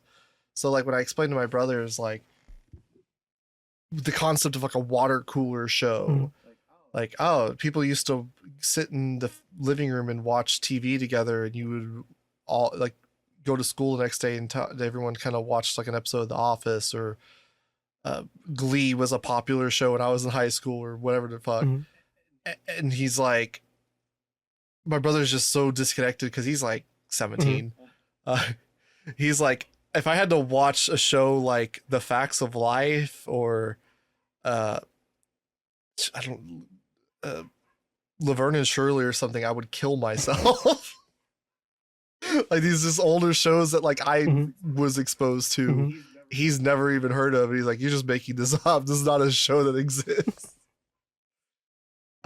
Maybe that's an extension of that, where it's like these kids that haven't engaged with anime in the same way and or been around, kind of exposed to different shows. And I feel like perhaps like part of that is potentially what causes the shift that in a way for us looks like a decline, because it's like also like a decline in the things that we like and the way we have perceived the medium as a whole, as compared to how the newer generation consumes it as well, I guess. Because like it felt weird, like hearing like for me the dissonance also existed when like people were like, oh, the RPG, that's like Genshin, right? I'm just like, what the fuck are you on about? Like it's this like Dragon Quest, like when you talk about like the RPG, right, of like, or like what people consider like the classic like big title. It's like, well, I guess like the PS2 isn't retro, right? The retro was like NES and Atari. Atari. The PS3 is definitely not retro. So that fucking Joker ancient gamer meme. Yeah, God. I don't even need the meme anymore. I can just go to the Heisei retro store and just feel like an old man when I see like a School Rumble like CD there and be like, oh, this is retro now. This is my life now. Heisei is retro, and that was 6 years ago. Yeah. I mean, like, you know, it's a literal Heisei retro store. Like, it's like, I mean, like, Heisei was a long period, so like, I kind of get it, but like at the same time, it's like, fuck. It's only gonna get more retro from here on out, isn't it? We only get older. We don't get younger, unfortunately. Yeah. I should make a version of this, but for anime. Yeah, but this what I was thinking of as well. Like, how much of the decline is a result of like just shifts. I guess we talked about this a bunch throughout this whole thing, but like it's just the shifts in consumption, I guess, and the shifts in consumption resulting in like a difference in perception in that sense. Like with gacha games, it kind of fits. Yeah. You know what they say? The medium is the message. And who says that? The message is gambling. Are you like pachinkos, like my Blue Rock pachinko machine, or well, the Madoka like pachinko machine. Touch your finger. Listen, all right. They poke the screen. You can poke them back. That's kind of interaction you get out of pachinko. You can't get that out of anything else. I feel like I could get that out of a woman I paid like $20 to let me do that for an hour. Oh, that's a tough It's one. I unethical. think you get thrown out from a maid cafe if you try that there though.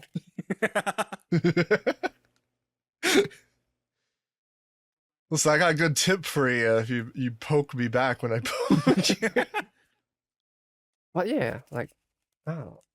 This, it's only a thing, I guess. Like, there's just so many things that it feels like shifts in the way, like, the consumption works that perhaps there's a lot of that as a result.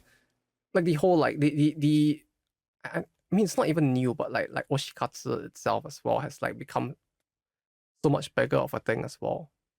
Where oshikatsu is just like you have your oshi. I guess it's like the VTuber space probably knows what I'm talking about, but like where it's like you have the character you like and the consumption of like the way one consumes merchandising when it comes to the character has also shifted a lot from back in the day where like back then you might just buy a figure, you buy a poster, maybe a bunch of posters and a bunch of figures and you'll be done. But nowadays there's also like I need to finish my Ita bag. I need like 50 of the same like chem badges for that. You know, I need to get like multiple like of this. I need to build my little altar in my house with like every single like acrylic figure that exists for the character till now. And like that shift and the way that it's consumed has also resulted in some of that shift as well, perhaps. I don't know. Yeah. It's all very complicated. Yeah, because like when it goes in that direction, then it also results in like I don't know if like fatigue would be the right word, but like it takes it's a bit of a mix, isn't it? Where it's like the idea of the way that the consumption works is very different because you can no longer really gather an Akihabara to like as a way to like complete these things either. Like you would buy the stuff online and then you will meet people at like separate events who finish your collection instead. Like you would buy like maybe like a box of like chem badges or you buy like 5 at random and then you'll be like, I only want the one. And people don't gather at Akihabara anymore. So I just like go to a Doujin event or I go on Twitter and I look for like-minded people and I ask them to trade it. And it kind of just shifts like the consumption patterns away from like gathering at Akihabara, which also potentially could have caused a decline as well, I guess. Potentially? Yeah. I mean, it probably all goes back to the main problem is the policies and stuff that have been put in place. Yeah, I feel like that period probably was the biggest part for it. But even before that, no, I guess before that would have been the Olympics, yeah. And that was also a big one. But prior to that, it's tough. I would say it's just more like the decline of like specific parts of otaku culture that like were the driving forces of like Akihabara up till that point, perhaps. If you want to talk about like pre-Olympics. But even then it doesn't feel like that extreme. Right? Like visual novels, which were like a large part of the I guess shoujo games in general, which were a large part of the more underground parts of like otaku culture at the time, but that would like take up quite a fair bit of the headspace or like the attention in Akihabara itself. Like those just fell out of favor as well. And so like that was a part of like Akihabara culture that died off slowly. Like maid cafes became less of a thing locally as well. They became like in a way like so sometimes they just feel like a sideshow attraction for like tourists nowadays as well. The thing, but like the fall in favor of like those kind of like IRL like cafes as well would lead to like parts of like Akihabara's culture or like that specific parts that had been the initial driving force of parts of its culture like disappearing over time and stuff like that. But even then, it's like it does feel like the decline was fairly slow prior to the Olympics, I would say. The Olympics really resulted in a lot of stuff getting cleaned up in general around Japan because they really wanted to like resolve some of the branding issues they felt the country had at the time. Like I think that they took the porn out of convenience stores. I mean that was one that like people like to bring up in particular as well. Yeah, but like it kind of is endemic of like the overall thing, right? Where it's like things that don't look desirable are like being slowly like shifted off the face. And with the Akihabara as well, that also means that like some of these things had to retreat either like to the back alleys or like online in that sense. Right? Because like you wouldn't see them being like as overtly like sold and marketed anymore in that sense. Yeah. But yeah, I like it's the a idea of it tough. as a branding issue. Yeah, I mean, I feel like from the governments, like this, like with the way that they push like Cool Japan at the time, it really feels like they just treated it all like as a brand, which is like, it feels kind of fucked up to say, but like, yeah, it does feel like that's the headspace they may have been in when they did all of that. Yeah. But Well, we've been going for like 3.5 hours at this point. Mhm. Do we have anything else we want to talk about? There is no war on anime piracy. So there's no war in where? There's no war happening where right now? That's On right. anime piracy. There's That's no right. war. Iran.